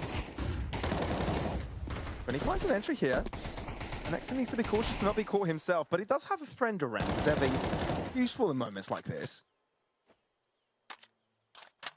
Imperial make the choice that B no longer that important for now, especially given that they've kept no pressure on the other side of the map. Any flank could be feasible.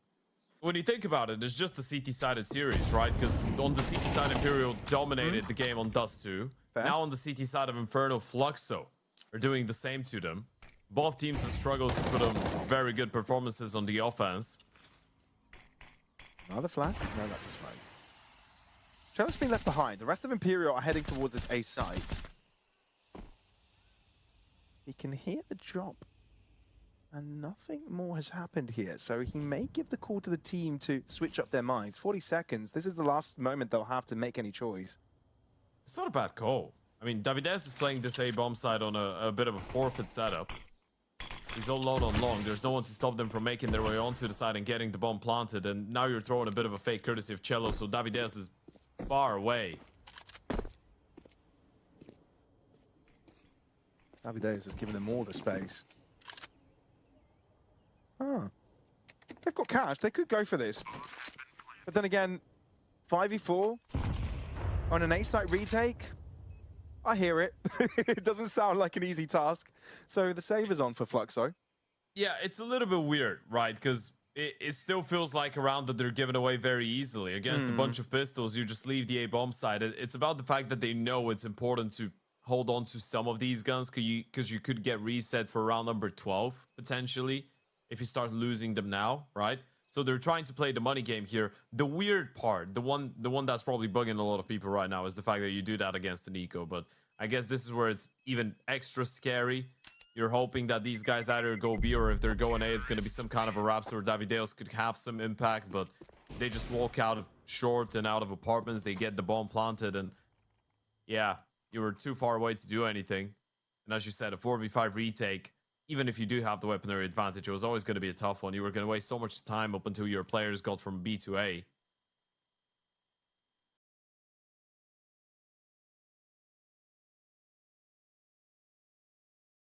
Right. Imperial taking a moment to gander here. Putting their brains in the tank. Interesting moment to do so as well. I think they realize this is a unique opportunity. But maybe they figured out a tendency to exploit.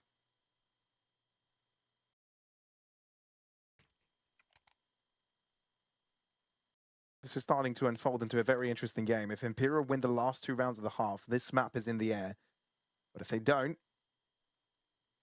Dust 2 on repeat seems the most realistic situation.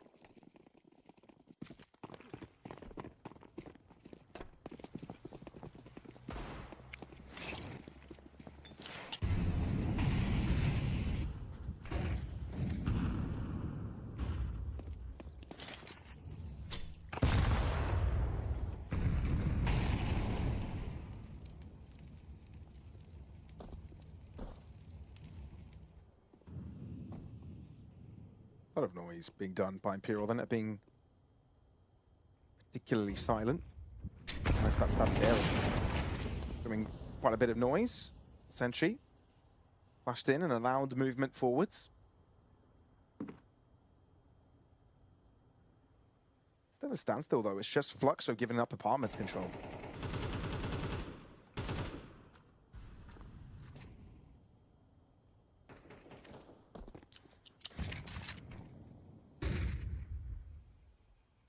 I'm still left behind, 50 seconds on the clock. Imperial hoping they can get some space. Cello again on the lurk, so there's information that no one's really putting up much of a fight in Banana. If you're Imperial, I think you're quite dissatisfied. You don't have any information about what Fluxo are playing. I mean, you know, you've got brackets and you've got banana, so you've got everything, right? You are walking in, I guess, blind, but you know there's not going to be a 4-man setup on the A-bomb side when they let you have banana, right? So this is the one thing you know, but it's still going to be a very late play. 20 seconds on the clock. They need to find a way to deal with all of these guys, including the AWP of Zevi. It might not be a 4-player stack, but it is a 3-player stack. Zevi not connecting the first shot does complicate the affair. Davidale staying quiet long enough to get the first couple of picks, and it's not too shabby from him. He continues to rain terror on this attack, and indeed, Imperial crumble beneath him. The Sentry last man standing, no time to do a thing as Fluxo completely discombobulate Imperial. They had no utility. They had nothing left. I mean, there was no flashes for the entries. It's a miracle that Cello was able to get a kill onto the side player, by the way. That's the only reason that they had an opportunity to potentially try and scale and refrag the other guys, but then Davidales goes above and beyond. No molly, no HE, no flash for pit. They were just out of it, just running into the bomb side and praying things were gonna work out. And as we all seen, they didn't. 9 rounds on that CT side for Fluxo.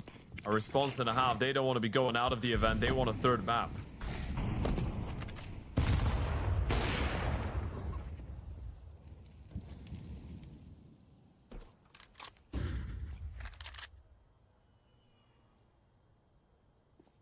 How about it? I think they felt like they could have overpowered that A-bomb side, so it's not past their minds to try and just run it again when you have a little bit more utility. You've got that Molotov for pit in the hands of Sads and a bunch of flashes as well.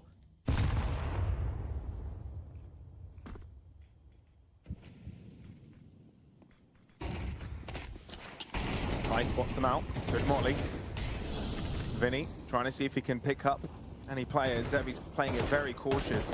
They're just looking to buy time, right? It's a delay tactic. It's a good reason to do so. Vinny trying to make up more space. He's been able to find it. 2 picks to the good, but 2 more required, and he's all by himself. Time dedicated to get the bomb. Now he's got no clue how close his opponents have gotten. 40 seconds.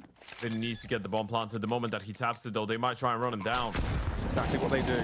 HE towards him, limited in health, and he is overrun. What a half by Fluxo.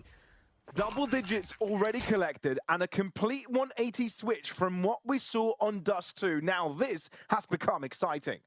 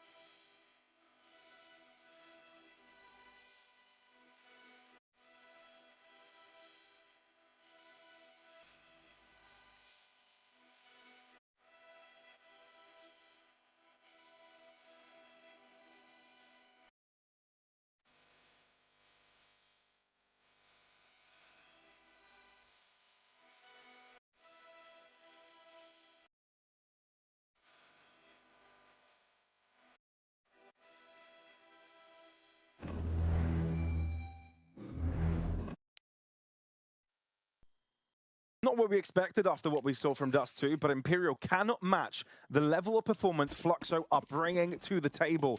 A mountain created, and Dust 2 seems quite far-fetched, but a pistol win would bring some sort of a possibility in Imperial's minds. Yeah, even that would be a silver lining at this point. And probably to no avail. Fluxo have really turned the series around, and Descentia, no way, will try and fight back. That's a good aggressive play down middle. Flash goes high. Descentia keeps on racking up these kills. And apparently, it was that easy for Imperial. They just needed to go on the CT side. Pissed around looking very good. LTZ with 99 HP is in a 1 versus 5. It's been a while since I've seen a 1v5 pistols. Yeah, this is not Let's go, LTZ. Do it. Highlight of the year. Come on. Now Imperial are just avoiding them. Know that he's sharp, so let's not give him anything. But Ted, I feel like it's very iconic what you just said as well. Oh, it's CT side, of course Imperial are doing well. Yeah, it's been, for anybody that's joined in, Dust 2 very much went to the way of Imperial because of their CT start. Same thing happening to Fluxo. Wait! We were joking. This is not supposed to be doable. 43 seconds, 1v2, Vinny on 12 HP. LTZ, what have you done? Oh, this is getting exciting now. He's got a smoked off in towards top banana, but this is kind of like an open invitation.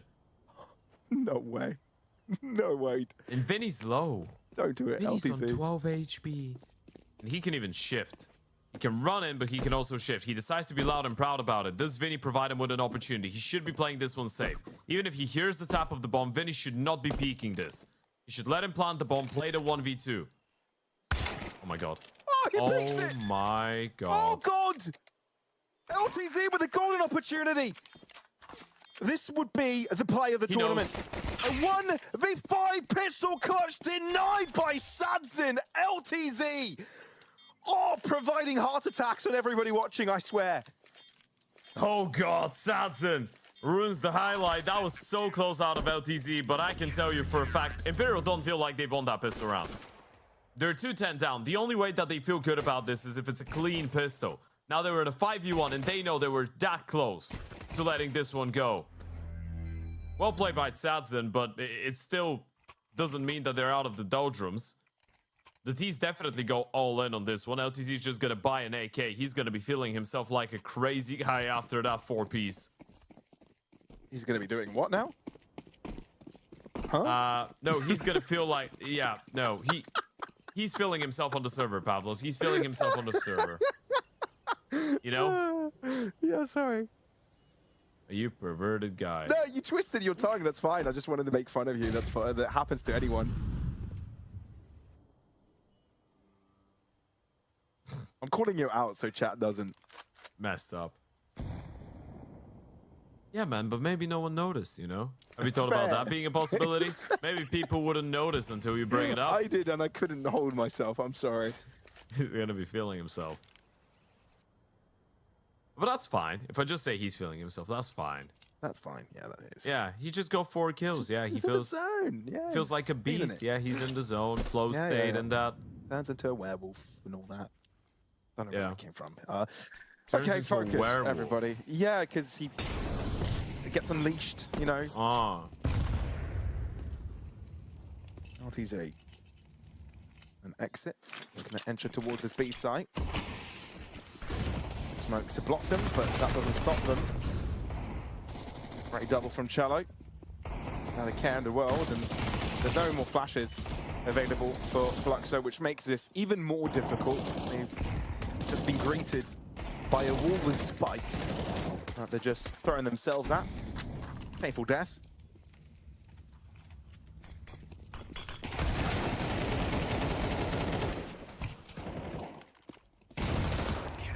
And that's gonna be about it. No way puts an end to it. Nice triple coming out of Cello Imperial with 4 rounds on the board. Might make it 5 now, so this is another CT side opportunity.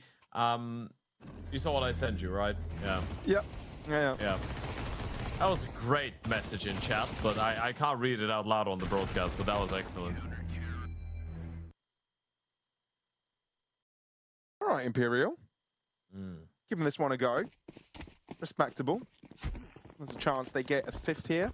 Shout out to Lorga for providing PCs to StarSeries. Now the PC sponsor, but they offer a lot more in terms of gaming gear. Check out their platform.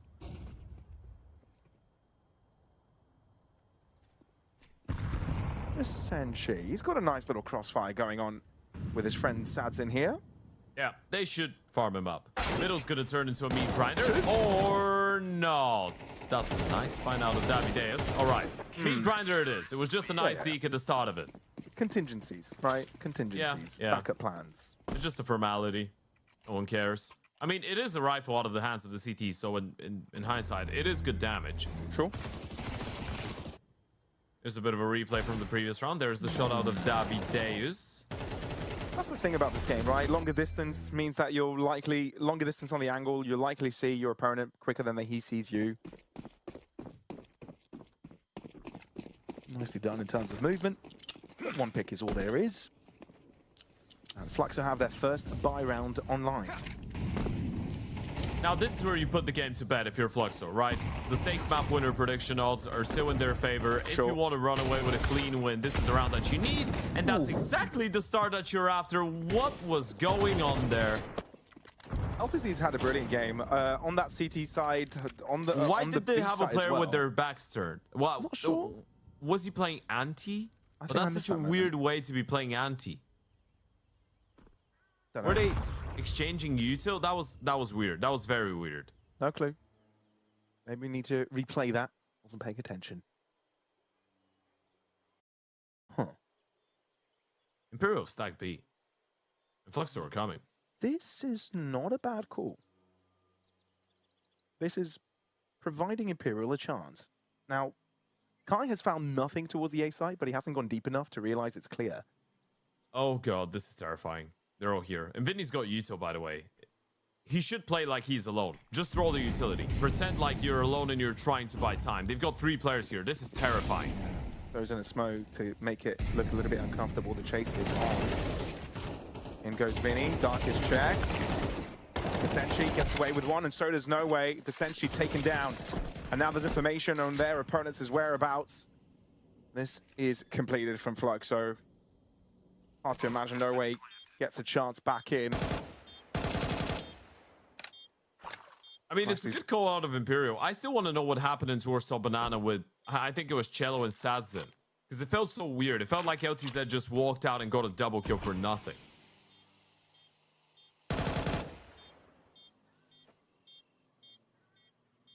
I'm actually going to watch this on the stream, Pavlos. I really want to see what's going on. Okay. Maybe we can see it on the replay as well. But that was a very weird double entry on Banana.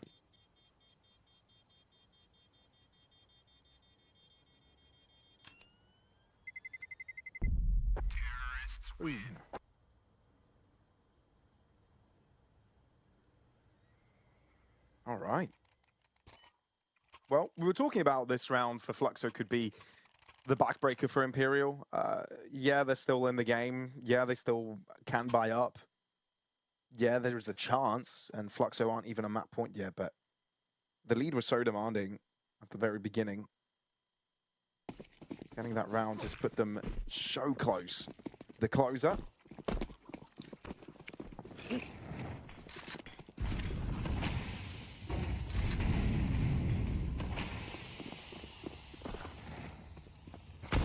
Try it again.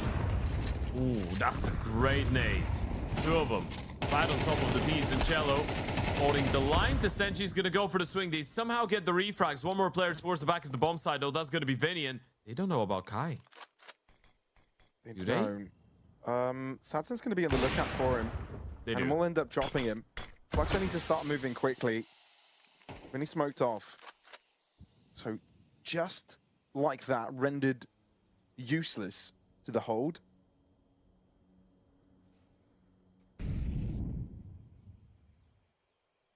CT smoke.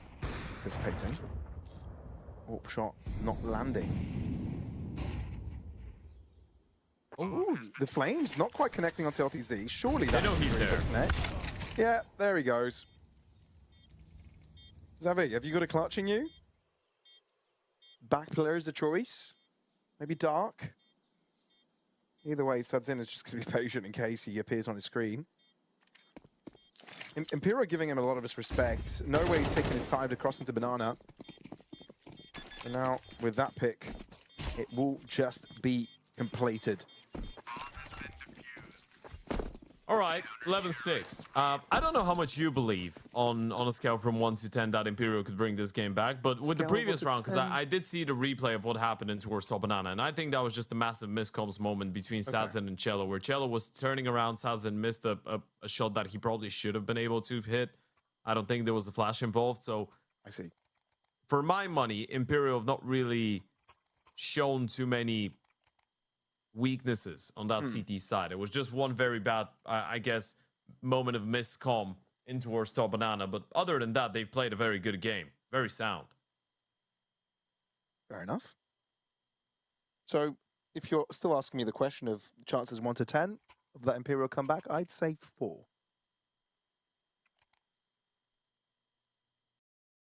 Does that sound about right? Sure. I think that's fair. That's fair. Okay. Well, yeah. If you say 5, actually 5 out of 10 means 50%. yeah, I don't think it's 50%. Yeah. It's slower, but they do have a chance.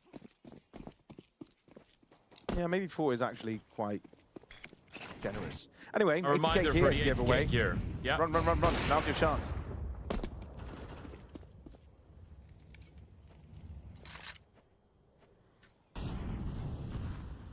Fluxo going for the silent boost into apartments.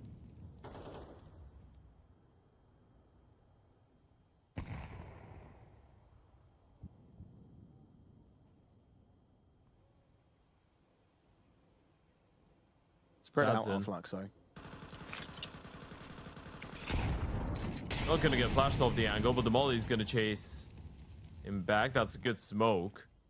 Looking that boiler player. Still, LTZ in towards Banana. Do they re-clear him? They've got a triple setup on Banana. They need to get that kill. LTZ is good for 1, but that probably means the T is accelerating in towards A soon enough. That's a very well-timed smoke in towards the apartments. They've just blocked him. They don't really accelerate. They're taking their sweet time with this push, which has allowed the Sentry to join in fairly quickly. Sadzin has all the time in the world to perform his shot. The flash. Are they calling this off? This is weird. This is slow. Very slow. There's another potential for Cello to get onto the flank as well. Oh my goodness. What? That's so awkward. Dale somehow gets the timing. Sadzin doesn't have the second shot. Out with a USP, an overwhelmed Fluxo. Get away with it. This is so peculiar. They made the round so awkward. Imperial didn't know what to expect. What was happening? Cut noise, no information. And that is fully exploited by Fluxo. Cello now on the 1v2. Already a pick to his name, but won't be able to increase that score this time. Kai has shut him down and put Fluxo now on map point. I wonder what happened there. It felt like they had such a perfect situation, right? Sadzin gets the kill. It's 4 versus 3. The Senshi was so determined that people would go in towards CT spawn and no one would catch the timing in towards long. He just didn't know this timing existed for someone to be in towards the arch and then move towards him on library. No way forgets about the apartments and just turns around long straight away.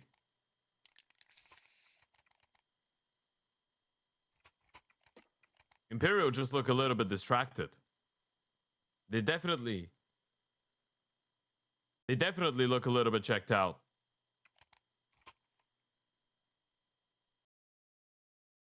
Look at the money now. It's very, very low. 1 M4, 2 M4s actually. A bunch of MP9s, 1 diffuse kit. Utility is pretty low, but Imperial have not been able to keep up the same tempo as they did have on that previous map.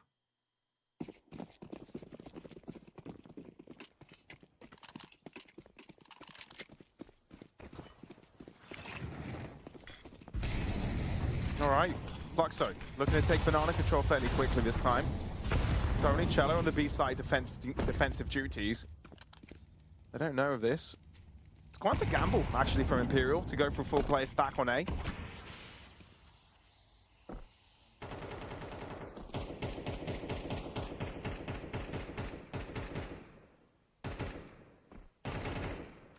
I feel like they know the Yuto is very low and that the CTs are low on money, so just grouping up into a straight up B exec might be a good option, but they actually decide against it. That's the Moving last back. Yeah, you're right. The CTs will have to look for a fight eventually. Oh, But God. the fight might go to them.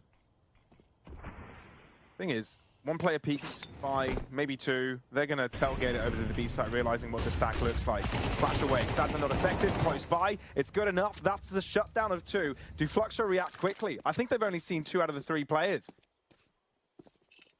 You need to go. You see that type of a setup. The Sentry need to drops make by a as move. well. I don't think Fluxo are fast enough. They're having a lot of panic here, but LTZ getting the pick so quickly was crucial. Molly in ruins. That's going to keep the Sentry back. Or should do. Not the shutdown, though. Jumps the gun, and now Imperial are impaired. Fast play from Sadzin. Gets caught as well. Vinny and No Way need to step up huge. Otherwise, this is Fluxo's map for the taking. That's the first. And with Zevi being low, this could be doable. LTZ's position seems compromised, but look at Zevi. A crossing. No, he's figured it out. LTZ reveals his ground. Time. Not much time remaining, and there's no kit right now available for No Way. But he's able to shut that one down. Finds the kit off the ground and will be able to defuse the bomb, surely. Yes, he will. Imperial, stick around. Whew, that was such a close round, and you can see the smirk on Vinny's face. It's definitely not a clean round of Counter-Strike. They nearly gave this one away in a 5 versus 3 scenario. Such clean entries, such good shots. The Senshi trying to run the planter down through the smoke. Zevi pushing through, getting the 3v2. And it's No Way and Vinny to save the day. Great triple kill coming out of No Way. Imperial extend play for a little bit longer.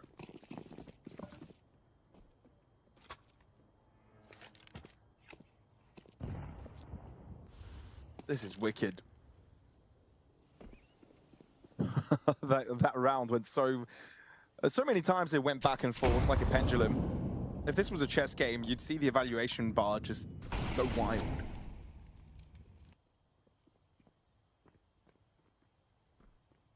All right. Decent hold for Sadzen here. Will be smoked off the angle. There is an nade. Could be juicy. Not too bad. Still a decent hold for Imperial here, having 3 players available to the C site. And Fluxo looked to group up and attempt a long push. Sadzen doesn't really have much help on the first contact. As soon as he drops towards the site, he'll have assistance. First shot doesn't land. Fluxo get given an opportunity to cross into the site and even go through spawn if they wish to do so. And without having any resistance, I think that's the choice they'll take. Thing is, Imperial know about all these possibilities, right? Then you have no utility on the T side as well, so it kind of feels like on the minimap it might look like you have very good positions, but the CT should be able to do with it pretty easily. Yeah, that's fair. They've adapted nicely to this and are not exposing themselves for these pistols to overwhelm them. Choosing their positions wisely, the corners, the choke holds. Looking for the headshot. Davidales is the one to light up the server first. But indeed, stellar hold, great calling, and no trouble for Imperial to lock an 8th round on the board. All right, they're still in this. 4 rounds doesn't seem that impossible as it did a couple of rounds ago. They could still make this one work. And again, Fluxo, they have needed some shenanigans to get rounds on the board on the T side. The stake map winner prediction odds are still very heavily in favor of Fluxo. And of course, don't forget about the $35 weekly reload. Click the banner below the stream and take advantage of that one. But I do feel like Imperial have a little bit of a fight left in them. And Fluxo try and close it out on a faster pace. But there it goes, Sadzen through the smoke. He's repositioned. He's adapted for the potential long play. He's closing in on this angle, and Davidale's visible on the back end of that smoke, gets caught as well. Kai shutting down No Way, which means that Sadzen is all alone onto the safe side. But this push from Fluxo is pretty slow, so Sadzen yet again repositions. He's everywhere.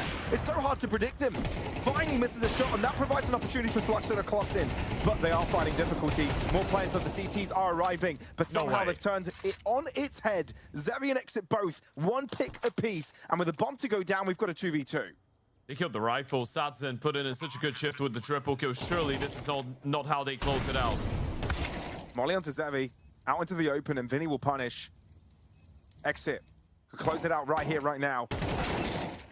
But it's a captain v captain fight, and Vinny will stand taller this time. Imperial are truly closing up this distance. The name of the hero is Sadzen. He's able to provide so much there. They let him out middle. Sadzen shuts down the first one, rotates back in towards long, and gets one more. And then from the back of the bomb site, shuts down a third. Such great effort coming out of Sadzen. CT side opening on Inferno has been such a forte for him over the course of the last couple of days. And honestly, there might have been a world where he gets 0-5. Very good jiggles against him from the 4th player in line. Made him miss finally. But if you're Fluxo, you're definitely starting to get a little bit worried now.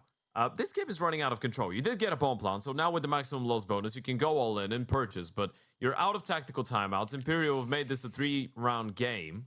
And Sadson is getting fired up.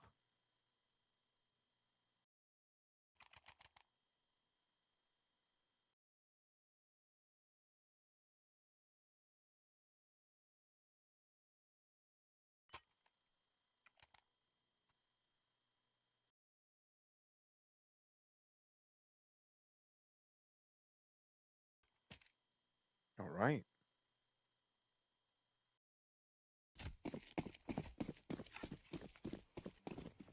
This has become very interesting all of a sudden. Thing is, Fluxo only need this one round. So, it's a high chance they just find that magic at some point. Flames providing Cello 3rd degree burns.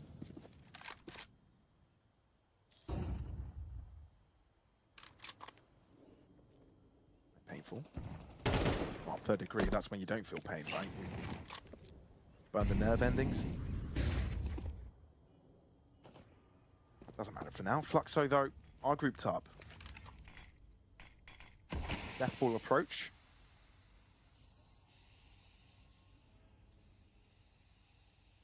Which Imperial are looking to respect as well. 2 players rotating over. Good calling.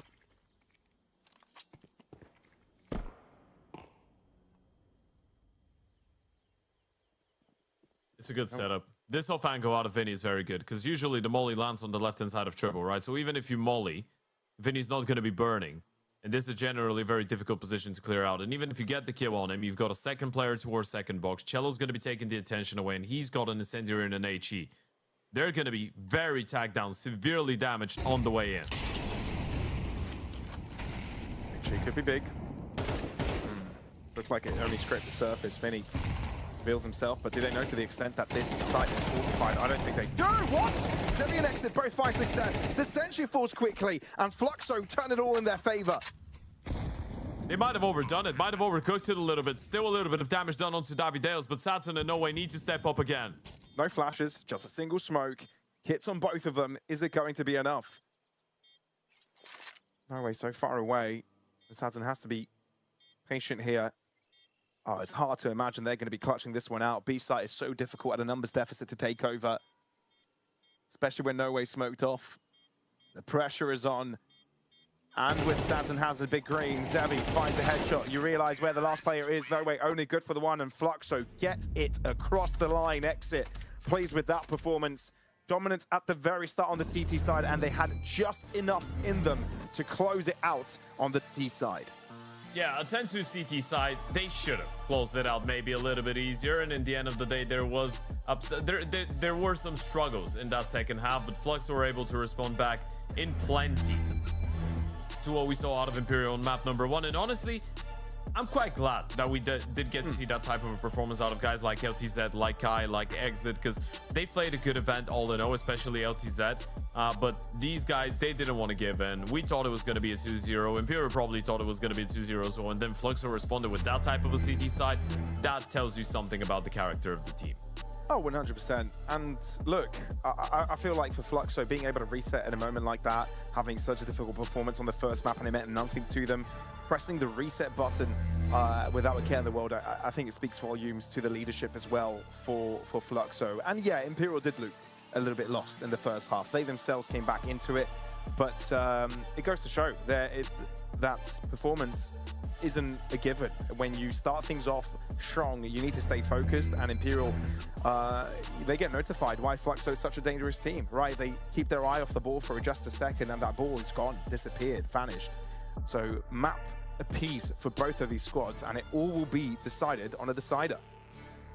Yeah, this is how we like it here. 3 mappers galore, and it's a nuke coming up between Fluxo and Imperial. Interesting thing, Imperial have already been in a similar position where it goes to a nuke when they need a response. That was against Shinden, and they were able to respond with a very good T side. So for Fluxo, mentally they might be in a very good spot, but Counter-Strike wise, if Imperial gets to start on that T side, there might be something more to be worried about, folks. We're going to be sending this one into a short break, and then we're going to be right back with the 3rd and final map of the series to find out which one of these 2 teams will keep on fighting and which one will be sent packing.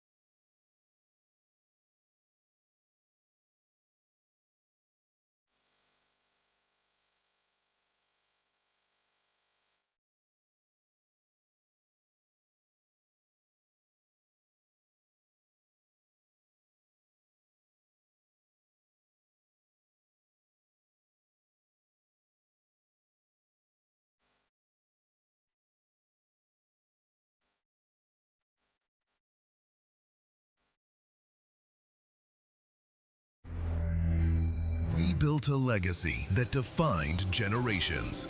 But history only remembers those who survive what comes next. Okay, that's some resistance. Okay, maybe you can. Eating my words. Faster. It's bullets.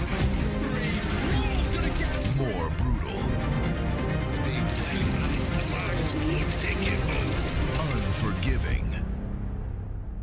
Season 20 is here.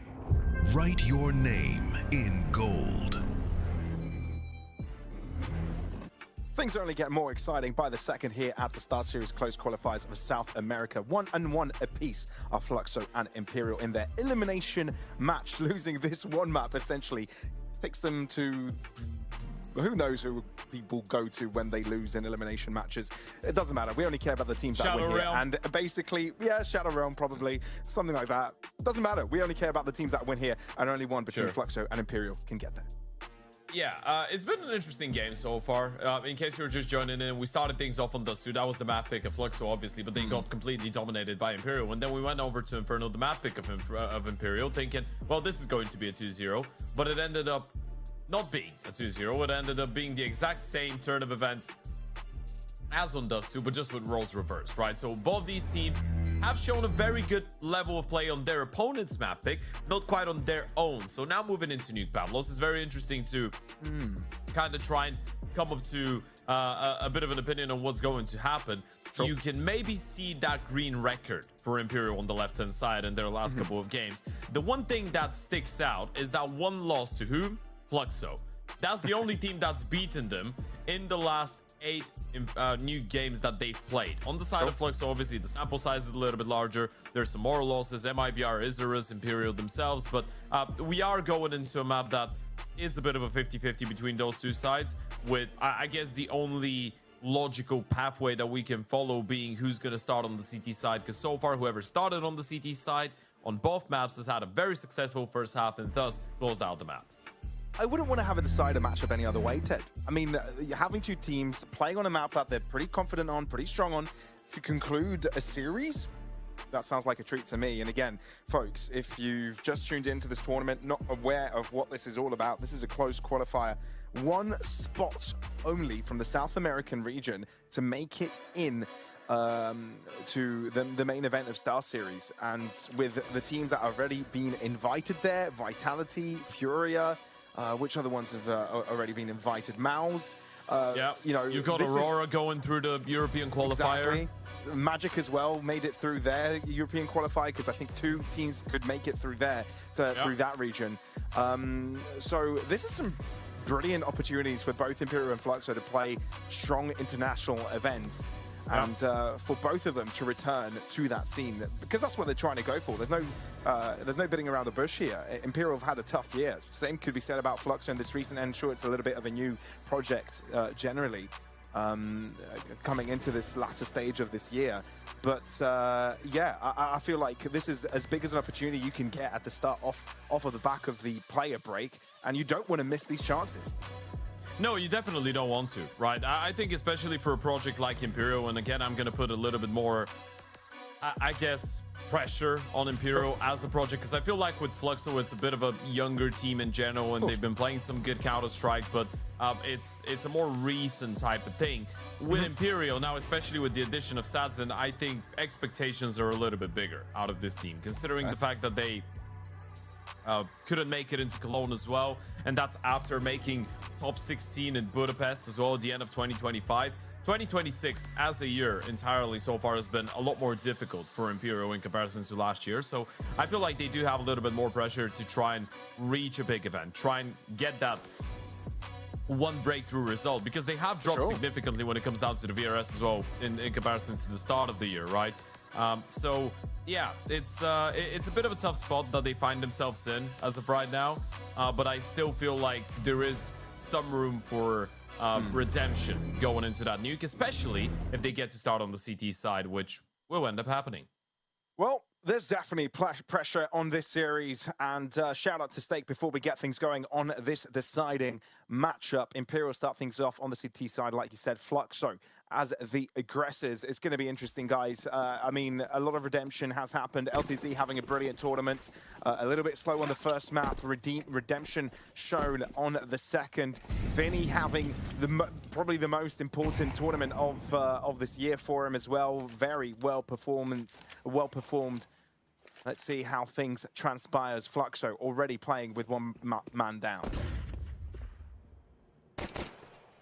CT side dominance so far throughout the series. Does that stay unchanged here on Nuke, or will we finally see a bit of a breakthrough performance out of a team on the T side? It all has to start here for Fluxo with a successful pistol, but it has to go down without LTZ after getting collected by Sadzin. They've made their way down secret with the bomb. Sadzin is the man responsible for it, but Zevi's still thinking about it. They're given a little bit of time to Davideos, but look at Cello. He's so aware.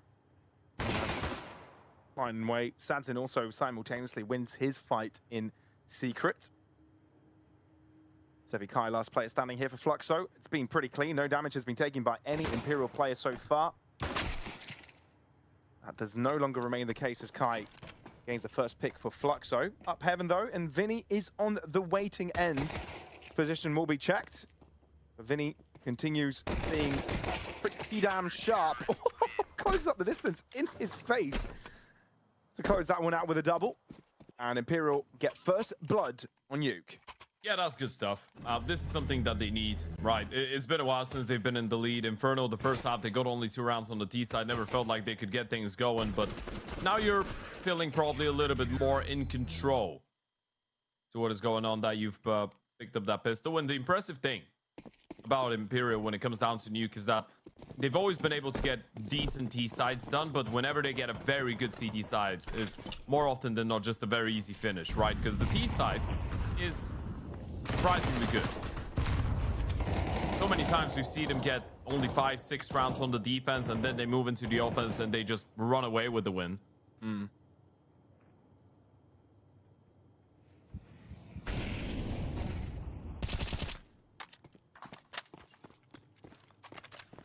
That's fair. So the investment for Fluxo can't be that great either, given how much they weren't able to do in the first round, but Tech9 can still be dangerous. Case in point from Kai as well. No way, jumping on his face. Exit continuing to rain havoc. Imperial are in a bit of trouble. Saturn's got the high ground. He's low, right? Any bullet could do it. Cello closing up, and he's get shut down. These Tech9s are so damn dangerous. The headshots that keep on landing have put this into a 1v1 where Sadzin has a far less than optimal amount of health on him. He is going B though, so he's got the right idea. Does he realize where the bomb gets planted? I think he has, but the only defuse kit has been dropped up in towards that A bomb site. There's no way. Oh, he was going back heaven. Yeah, he misheard it. Oh, he's wasting so much time. Sadzin should save. I mean, he's on 3 HP. He's not winning that round. He should save. No, he definitely isn't. The only way he would have won if he got some sort of weird timing onto Zevi, but that hasn't happened the first 10 seconds post the plant, so you've got to let this go. Well, that's very anticlimactic. Very. I mean, we were talking about the fact that the first round for Fluxo wasn't very successful, not getting too many picks, having only Tech9s for the second, and they just took over. He does get the kill and stay alive, so at least you've got that M4 going into the next. And Sadzin, if he's playing without any further util, he can drop one premium rifle over so they can have an alright purchase. But it is a little bit upsetting, probably, if you're on the Imperial side of things. Now, we've got a technical timeout, Pavlo, so if you've got any dad jokes prepared for me, now is the time. Shout out to anyone that's been around the past couple of days watching the stream. We did have our fair share of dad jokes. It's been fun. We're getting through from the production that there's a mouse issue for one of the players, and usually mouse issues are something to do with charging on the wireless mice, so all it takes is just a couple seconds to give it some juice. Do you have any dad jokes? I feel like I need to Google something. We've gone through quite a few. I'll think. Oh, yeah. Yeah, no, I thought of one. 60 seconds, go quick. Did you hear about the 2 trucks, the 2 loaded with cheese trucks that crashed the other day? No. Yeah, the debris was everywhere.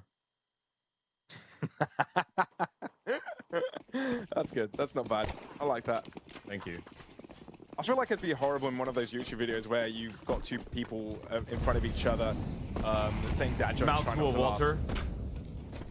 Yeah, that too. That'd Yeah. be horrible. That's old school YouTube. That's like 15 years ago. Exit. Nice opening kill. No way still there with the 5-7, trying to stay alive. Oh, no way boy. somehow doubles up and doubles down, and he's still alive. Finally taken down by the back 10, but that's provided Cello with an opportunity. Suddenly, though, Zevi and Exit closing things out, and it's a triple kill out of the IGL. Fluxo regaining control. They bring up the pace. They play very aggressively here, and Imperial, a lot of the damage came only through the pistols. Not in a great position to take over. Fluxo wanted to make sure there was no time to react. Nicely done. And deny any such chance of Imperial redeeming themselves after dropping second round. Back to the eco, and a Fluxo, a chance to gain 3 already on the T side. Not too shabby.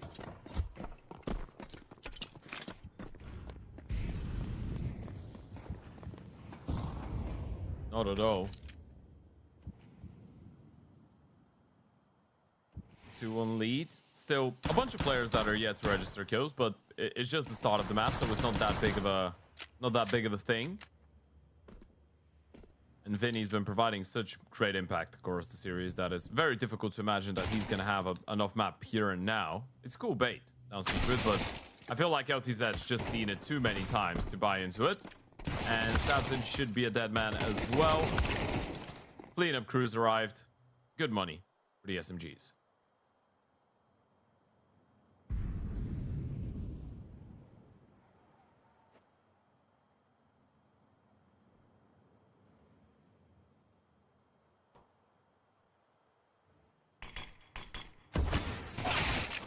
So, this one's pretty damn simple for Fluxo.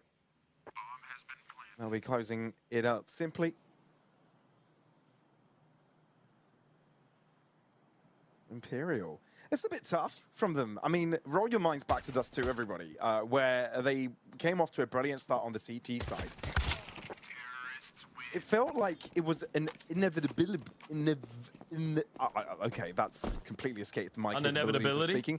An inevitability of them winning the series, right? It felt like Fluxo wasn't online. They couldn't get anything running. Imperial were thinking 2 steps ahead. Their individuals were firing in all cylinders.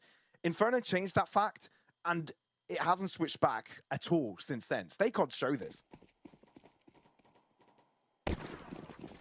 Yeah. The weekly reload of $35 as well up there still. Click the banner below. Take advantage of that one. And yeah, as you pointed out, looked inevitable. But now, Fluxo of retaking control, and they are in a very good spot. Sadson trying to get up close and personal with that aggressive peek in towards the hut. And it will work. Net him a kill. Cello's done the same. Picking up another one in towards trophy room, just storming his way through his own smoke.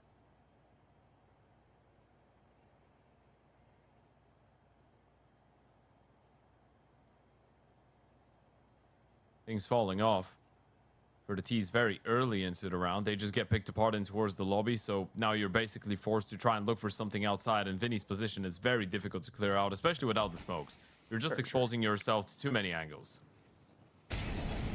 Job's pretty much done already. You sort of need some fights to go without trades, but Vinny doesn't let that happen.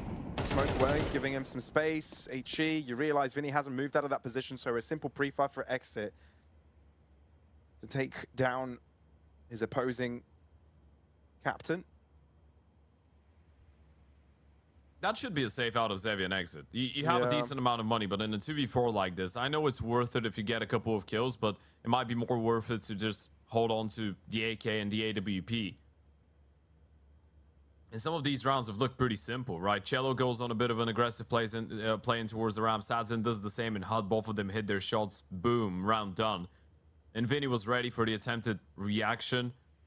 He loves these very weird off angles in towards Garage, right? They're basic positions when you look at them in hindsight, but when the T's don't have a lot of util, they're difficult angles to clear out. Especially if you're worried about alternative positions that are a little bit more common, like Config, like Credit, like Mini, like hell in heaven, that So- type of an angle just becomes nearly impossible to clear out. I mean, we were already mentioning how good Imperial are on this map, the streak form they've had in the past few months, winning 7 out of 8. But the only loss, like we said, was against Fluxo, but then that was even close. So they don't go down without a fight on this map. It was 19-15 overtime required for Fluxo to win this, so there is reasons why they're so resilient on this. I guess we'll bear witness to it right now. Ooh. Felt like a great chance for Sadzin to put his team on top there. Instead, it's Vinny to fall straight away. And this is fast-paced from LTZ. Ooh. Cross into vents. No one really has a clue. One on the bottom level, that's Sadzin, but his back is turned. He's a dead man. Yep, there goes Sadzin. Knife kill as well from Kai. It all feels like a formality now to see this round to the end.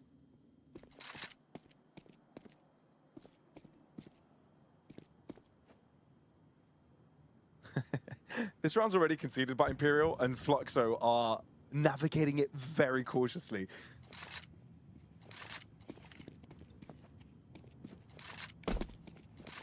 Yeah, they really are. I mean, we are already seeing, I guess, a page of Imperial's book from the other day. When they were on the T side, we were so impressed with the way that Cello was navigating around the outside smokes, right?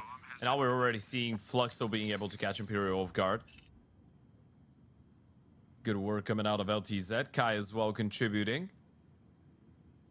And these rounds have been pretty straightforward, right? There isn't a lot of close exchanges, a lot of refrag and a lot of clutching going on, not a lot of attempted retakes. It's kind of like the team that wins the round wins it very decisively type of a story, which is not that good for the CT side, to be fair to you. Even though they are saving some weapons, Fluxo are gathering rounds on the T side, which does have a lot more weight. And LTZ, he keeps delivering, man. This guy has been an incredibly impressive player to follow throughout this entire qualifier. And for me, honestly, because this is the first time that me and you have casted him, because he joined the team just in May of 2026, right? So it's been a couple of months for him. And before that, he was on Unumile for Magic, Tropa de Kingui, B Bold, and C4 Base. So teams that are on a bit of a lower level in South America. Fair. Considering that he's a very young and new addition to the team, his level of consistency and mechanical prowess in general have been very impressive. He's an incredibly sharp shooter.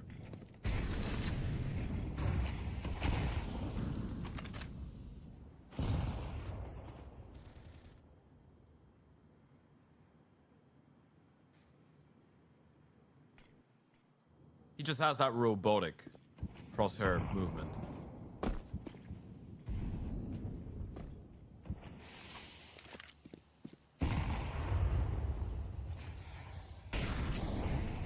Dizzy navigating dangerous waters here. Maybe breaking. Oof.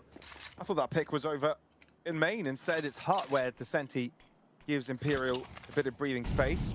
Doesn't last long.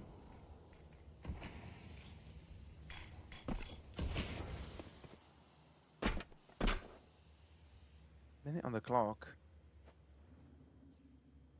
Fluxo haven't fully committed here.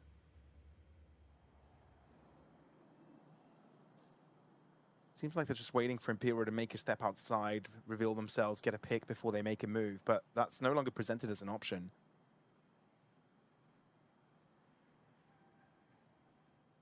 They're pretty blocked, and Descenti is well aware of the possibility. They all should be aware of the possibility. He's just holding for it.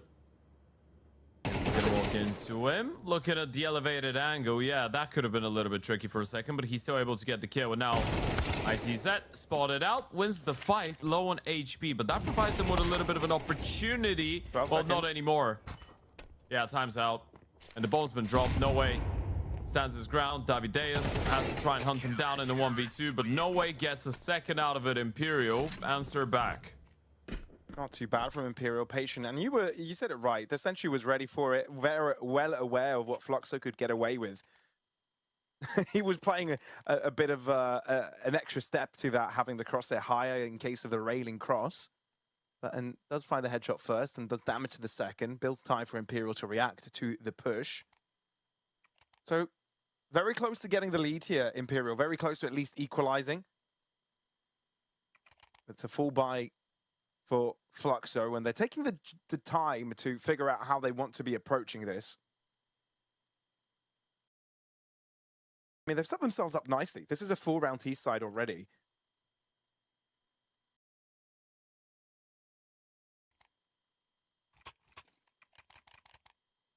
And breaking Imperial's economy is a very real possibility too. Yeah, it's just such an emotional roller coaster, that type of a game. It's very difficult to tell who's in the commanding position, isn't it? Sure. Shout out ATK, best peripherals out there, but it's just an exchange of rounds. And as we said, it doesn't really feel like there's a lot of close rounds. It's very commanding out of whoever wins. But yeah, if we have to follow the logic, Fluxo with more rounds on the T side should be in a better position. But then again, we've seen Imperial struggle on defense and then bounce back. LTZ has already made his way down secret, but the majority of his team is going ramp. Cello's out of position. Brilliant double. And Fluxo now are limited. And hoping that they can get an extra pick or two here or there. If the Sentry has anything to do about it, he won't be going down, but Vinny's assistance. Position becomes even more resilient. Vinny in a bit of trouble, not being able to connect the first few shots, but continues to spray down and ends up winning. A minute on the clock, and Fluxo are attempting the bomb plant. It's uncomfortable, it's scary. Xavi turned his back on Vinny, and with that, that's the round. Exit with just a Mac 10, thens in an HE, but that's all the damage he'll be doing as Imperial greet Fluxo at a level ground. That's such a monster play out of Cello in towards the ramp. I'm sorry, but he was out of position. He comes back. He's got no job winning both these fights and getting a double kill. That was electric out of Cello. Check this out. Just because they line up for him. Right through the smoke as they're making their way out. And they keep this one clean. That's what we've been talking about. It's just not competitive for whoever wins the round. And for the first time since the start of this map, Imperial might be in a very good spot to get into that driver's seat. A couple of upgraded pistols for Fluxo. 4 Desert Eagles, 1 Glock. Not a single piece of util, not a single player armored up.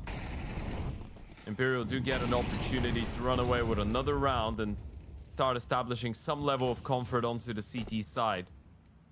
There still is a world in which Imperial is going to be the happier team out of the two at the halftime break. That's going to be if they get at 8 rounds.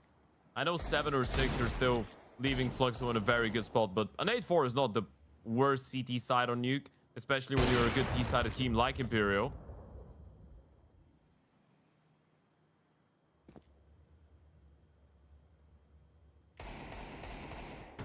And on the other side, some of the rifles not really been able to show the same levels on the previous maps. Kai, Davideus, both of them have been struggling. And as of right now, Imperial about to win back-to-back clean rounds. 5 alive, meaning money. Is looking great. It's fantastic. Absolutely pristine for the CT side. No reset card on the table anymore.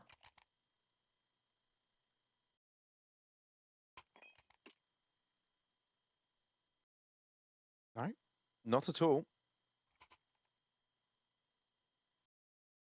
Okay.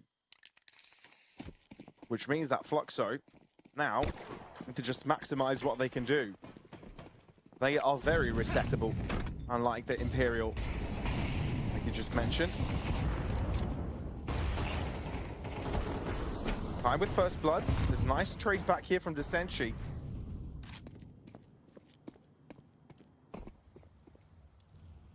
But there's even more pressure coming in from outside, seems like.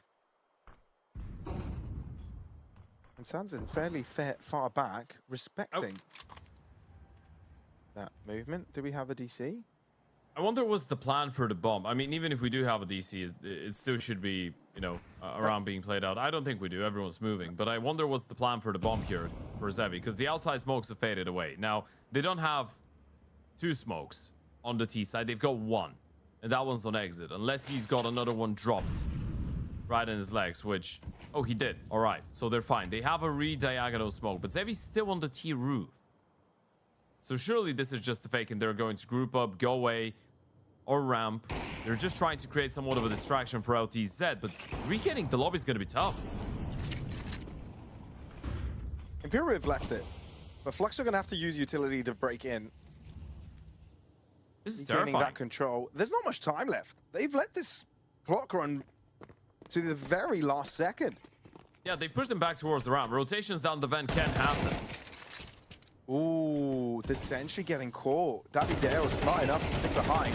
Vinny mustn't lose his life, but indeed does so without a trade. Fluxo turned this round on its head. The only way Imperial win this is if they deny this palm plant, but that's not going to happen. Good reactions from Fluxo, bringing themselves back in the round just when it felt like it was lost. It's such a good call, by the way, out of exit. He felt like there was a gap. They got navigated by Imperial. That's the weird thing, right? Imperial pushed them in towards the ramp. You knew they could be outside. You smoked them off in towards Hut. You showed a lot of presence in towards A, and they knew that the Opera and the Rifle have exited in towards that A bomb site, and then you didn't let them go there. So the only logical play for them was just try and go towards the ramp position. But then one guy pushes through the smoke in Hut. He gets shut down. Vinny couldn't get a kill.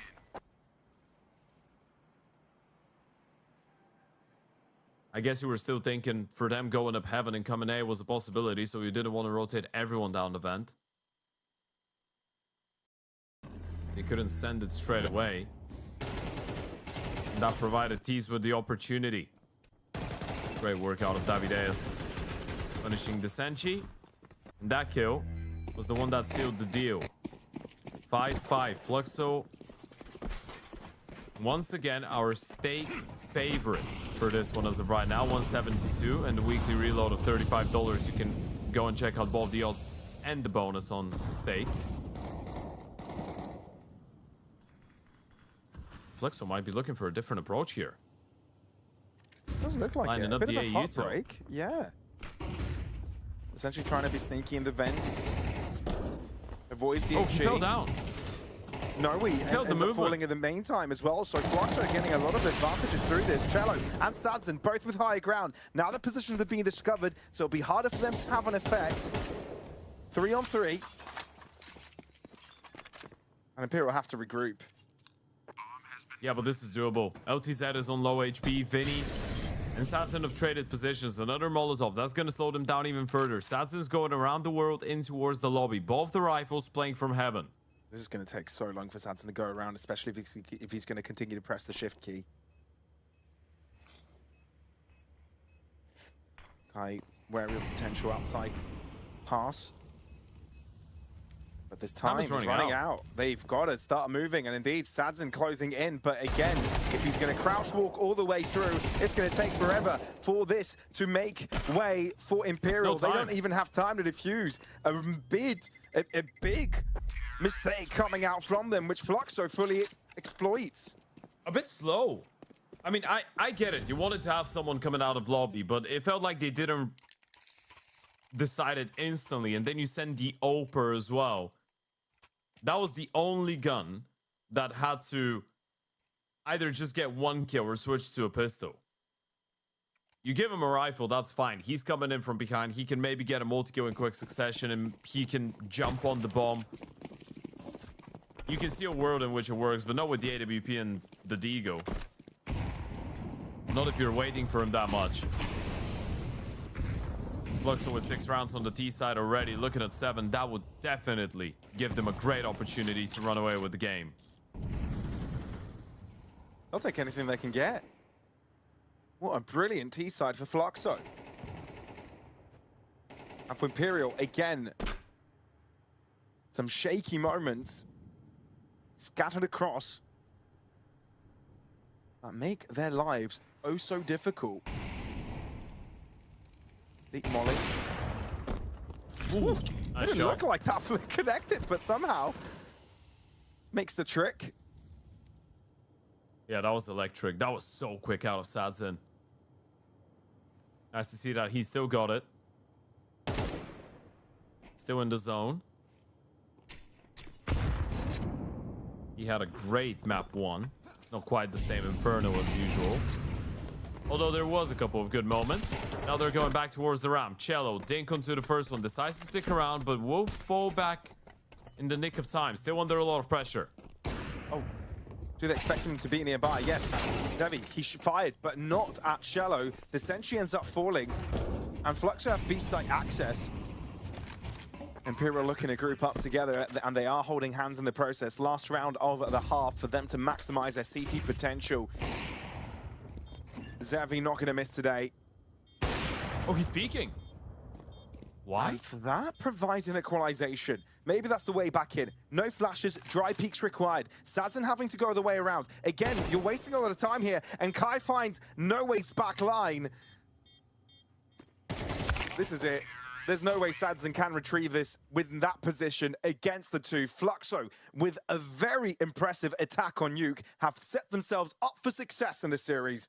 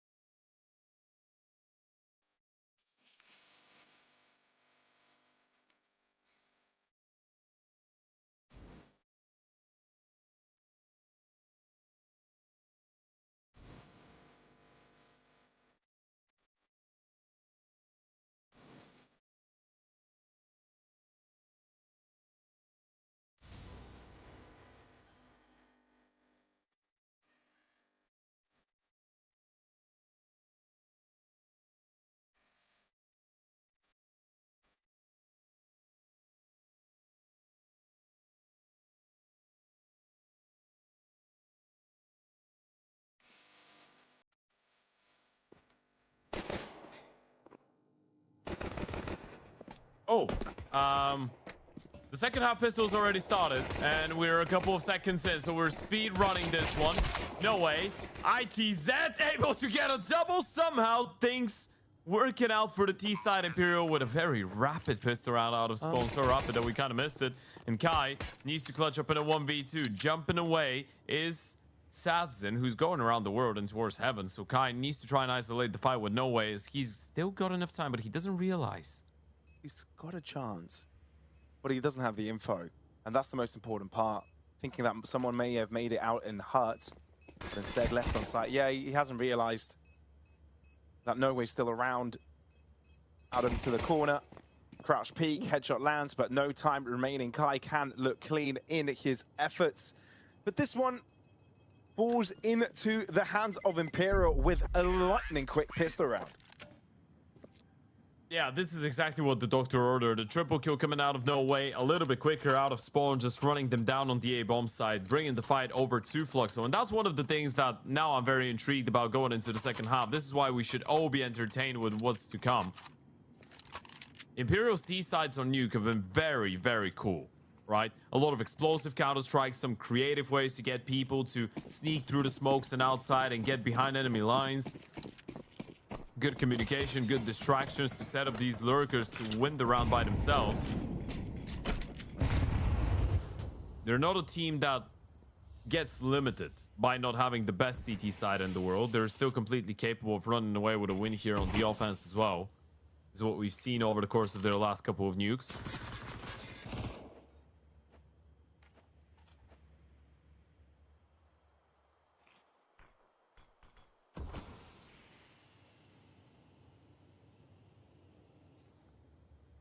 All right.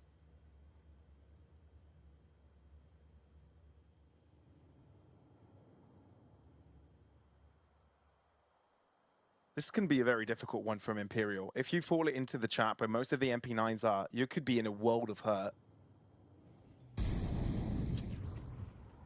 Yeah, Cello's not seen anything down secret. No. Just deployed one Molotov, but that's not gonna bait any rotations in, so they're still going into the stack.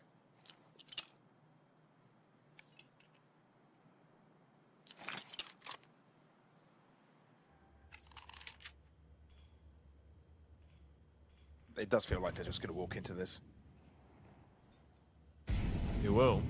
This is terrifying. Let's see how this one works out for Fluxo. One discovered, more to go. Davideus versifying shots in, and somehow still survives. Even when he runs out of bullets, he still has a secondary to rely on. Here comes Exit 2. Into the shadows they go. Wait, this is close. Cello doesn't have the information, but Kai has heard him just run by. Great read to turn around, but Kai still gets there. What a stack by Fluxo, and Imperial do not know what just hit them. Oh, that's such a painful round to let go. You just go right into the stack and into Davideus, and he annihilates you. He was on 4 kills before this round. Now he's on 7 and 10. But that triple kill goes a long way. Cello nearly saves them. A 1 versus 3 clutch. He even tapped the bomb. He was ready for Kai's fight. He wanted him to peek. He wanted the 1v1, but he couldn't get it. He couldn't win it.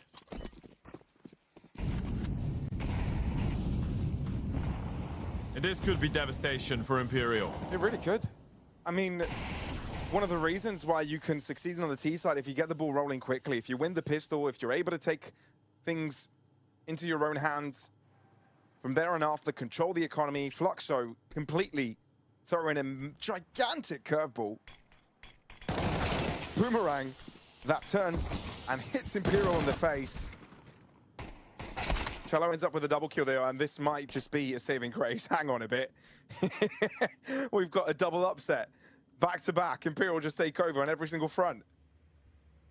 All right, well, there isn't a lot of logic behind all of this, but hey, at least we're here. We're enjoying the ride. Yeah, Force by Galore is the carnage roller coaster on the server right now. One team wins the pistol, they lose the Force by, then they win the subsequent.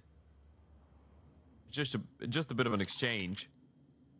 Felt like Fluxo were gonna take things under control after winning the previous one, but not really meant to be. Cello just decided to do something, and he did it. What a nice life policy that is, isn't it?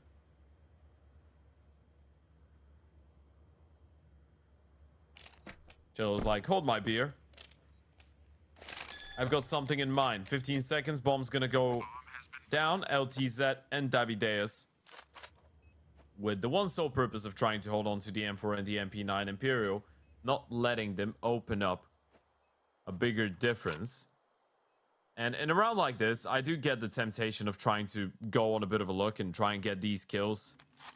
Get the guns out of the hands of the CTs rather, but focusing on keeping all 5 alive on the T side is actually priceless.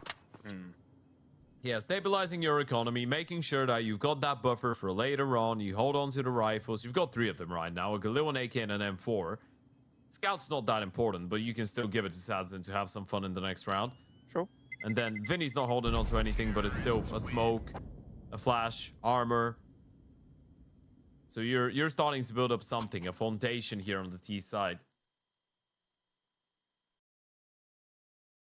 We've got a bit of a technical timeout going on. The way you said foundation sounded a lot like fondue. Fondue. Oh yeah, I didn't. Yeah. I said I felt it myself, right? It was like a foundation, not a foundation. Foundation. Yeah. Well, to be fair, in their case, it is a foundation. Yeah, because they're building up the funds.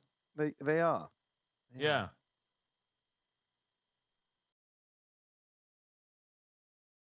Win, we don't know. Oddsnet still favoring Fluxo as they are on the CT side, and see this as a bit of a fluke, but it's a full investment coming out from them. No eco in sight. I want to see if they can do the back-to-back-to-back.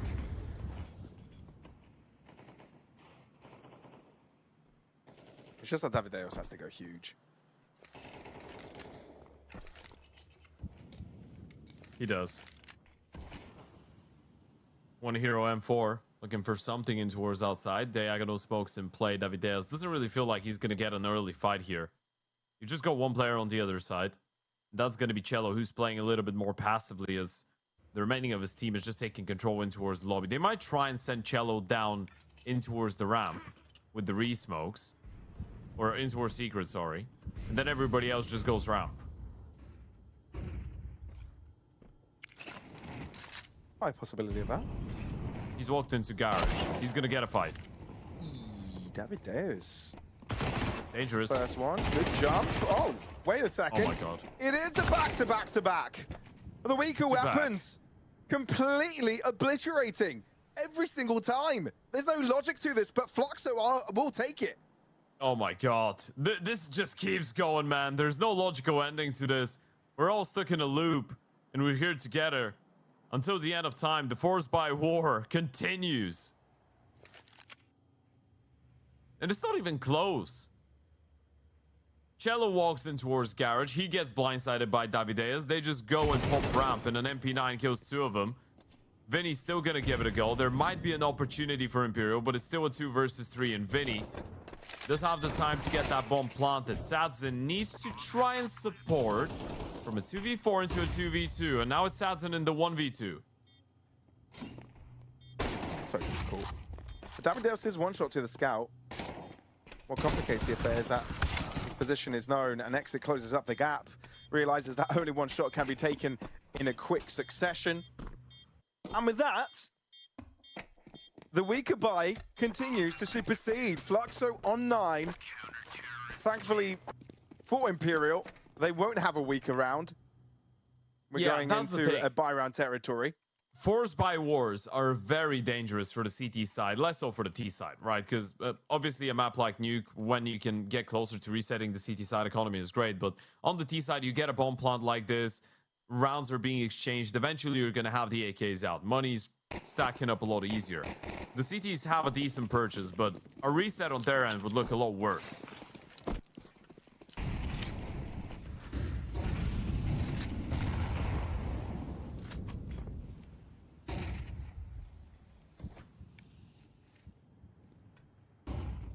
Ramp up, that's what it looks like.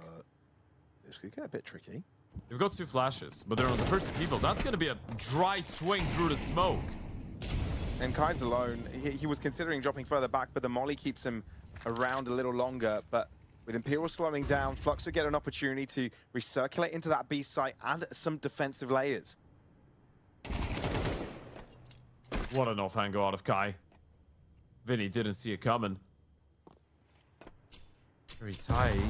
Now they know where he is, though. Pre-aim is very good out of the Senchi. So you get that 1-for-1. Eyes on Cello. He's still up and towards outside. How do they want to reunite with him? There's no rotations for him to cut off. He needs to try and get into a good position, either down the vent or down secret ASAP. It feels like vent may be the most logical and quickest call.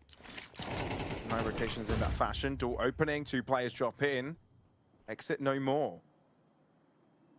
If you're Fluxo, you're on the wrong side of the map right now. You hope Davideus gets away with something beautiful, but it's just the one. And for that reason, Imperial get away with a steal. And there's the end to the Force by Wars. And this is probably the moment. All right, Zevi's going to be able to get that kill. Cello turns around. So you will hold on to that M4. But this is probably the moment that Imperial start establishing some level of control, right? It's a good round. Double kill coming out of Sadzin. 1 apiece by Cello and the Senchi. This is going to be a 1-round game now, and with Fluxo's finances going down the drain, they might be in a position where they need to go for another investment, which is a little bit upsetting if you are Fluxo right now, because money's pretty bad. Now, this kill out of Zevi helps, because remember, every single one of your teammates is getting an extra $50 for every kill that your team gets, so I think they should be able to have a bunch of SMGs around the M4. They're definitely not having an AWP, and I don't think they're going to have another rifle. Maybe unless Exit wants to go for a FAMAS, but he'll opt for the Scout instead. So this could be Imperial's game right here, right now. You win this round, you level things up, you're going up against an Eco in the next. Only thing that's better than this is the 80k gear giveaway, so make sure you click on the banner below the stream.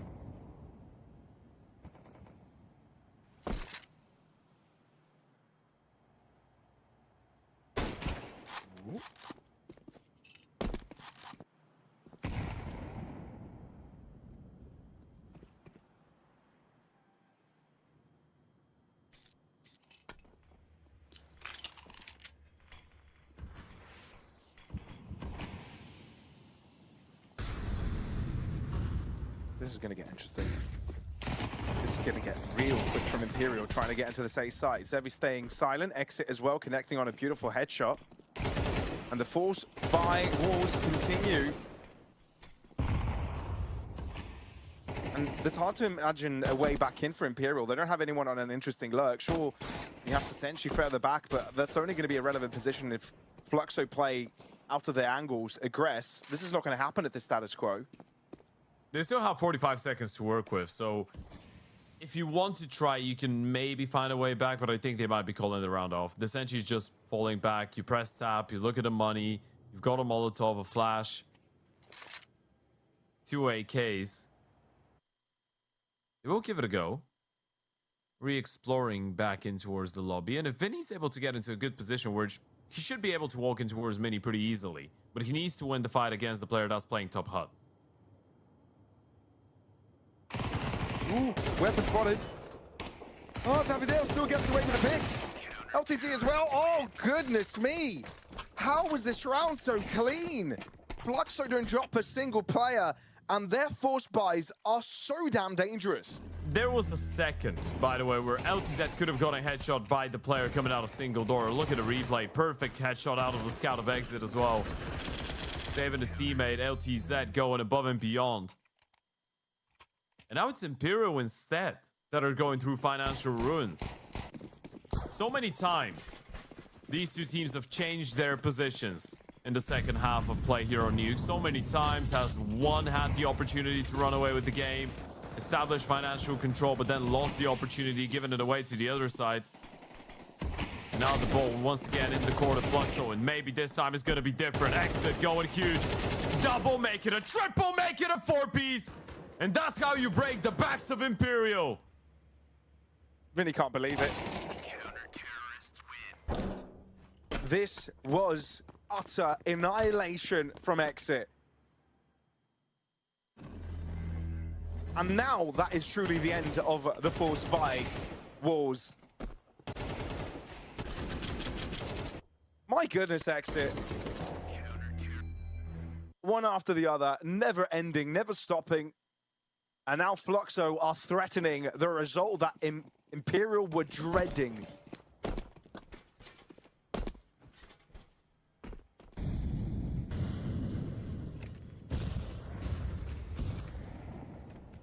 This is likely going to be a 12th round, and Imperial will have to survive for 4 rounds consecutive.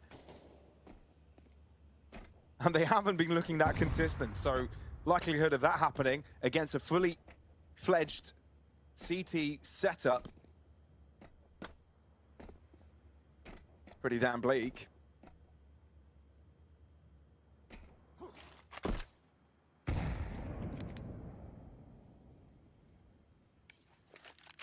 This should be 12. It is so weird when you think about it. For such a long time, both teams couldn't win consecutive rounds. Imperial finally gets 2 in a row, but then Fluxo respond with the same. And now Imperial's money's just gone. What a close half of Counter-Strike that's been. Literally round for round. I don't think I've ever seen anything like it. And Imperial don't have a choice. They need to give that number 12 away. You end up on the receiving end of the money game.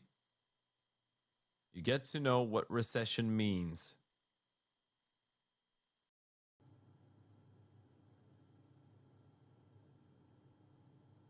And now they're just gonna get devoured. Kai, how many kills does he get on the AK? First player spotted. White Beat comes in. Spray is a little bit all over the place. So Kai gets just 1, and that's an AK recovered by the Senchi. They spent so much time trying to retrieve the AK, they're running out of time to actually get on site. And Fluxo have maneuvered over to this B-bomb site, so this isn't happening. Just the 2 picks and Fluxo clean up. 12 on the board, and now they'll be threatening a series win and an elimination point for Imperial as well. And that would be such a, again, tough score, tough result to take if you're an Imperial fan and if you're an Imperial player, in all honesty. The last couple of events, the CCT South America Series 4, you lost to Bestia Academy, Bedroom Rush B Summit Season 4, you lose the Grand Final to Fluxo, and you lose another series to Fluxo. It has been a while since they won CCT Series 3 and the Thunder Pick World Championship. That was a great start with Sadson on the lineup, but now this is back-to-back online competitions where Imperial have not been able to get close enough. And again, is going to be Fluxo standing on their way.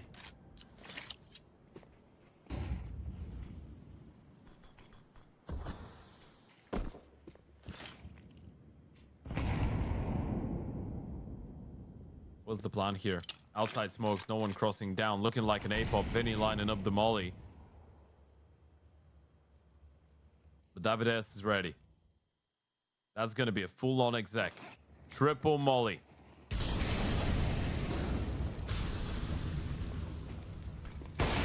He's just ready. First shot missed though. No scopes! Oh, no scopes! Zevi's on fire! But Imperial have got some answers back. There is a way back in, but they need to also check at their back. Kai closes in on the flank.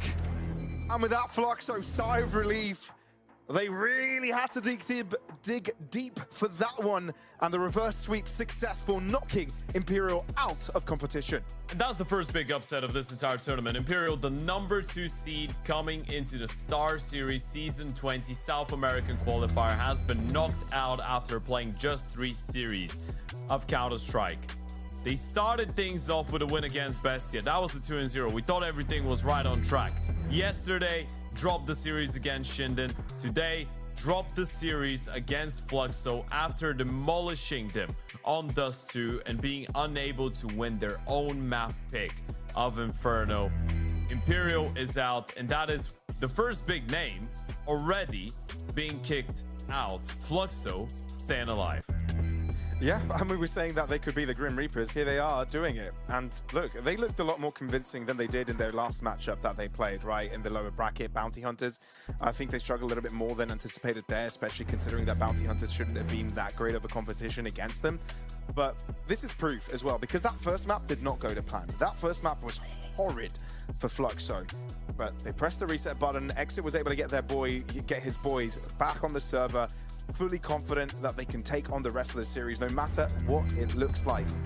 In regards on the map pool, Inferno and Nuke both go their way. They survive the forced by walls and now continue onwards on their quest for vengeance against MIBR. They're not there yet up against them. We don't know when that will happen, considering there's still an upper bracket final to be played out. Yeah, no, we're impressed by what Fluxo were able to bring to the table and knock Imperial out. Absolutely we were, but with that being said, unfortunately, kudos to Imperial. That was a good performance, but we have to move on. Right, we've got another elimination game coming up. We've got LP taking on Bestia. That's going to be the other lower bracket semi-final, folks, and it's happening right after this break as Brazil taking on Argentina. Make sure not to miss out on it. We're going to be right back in just a couple of minutes.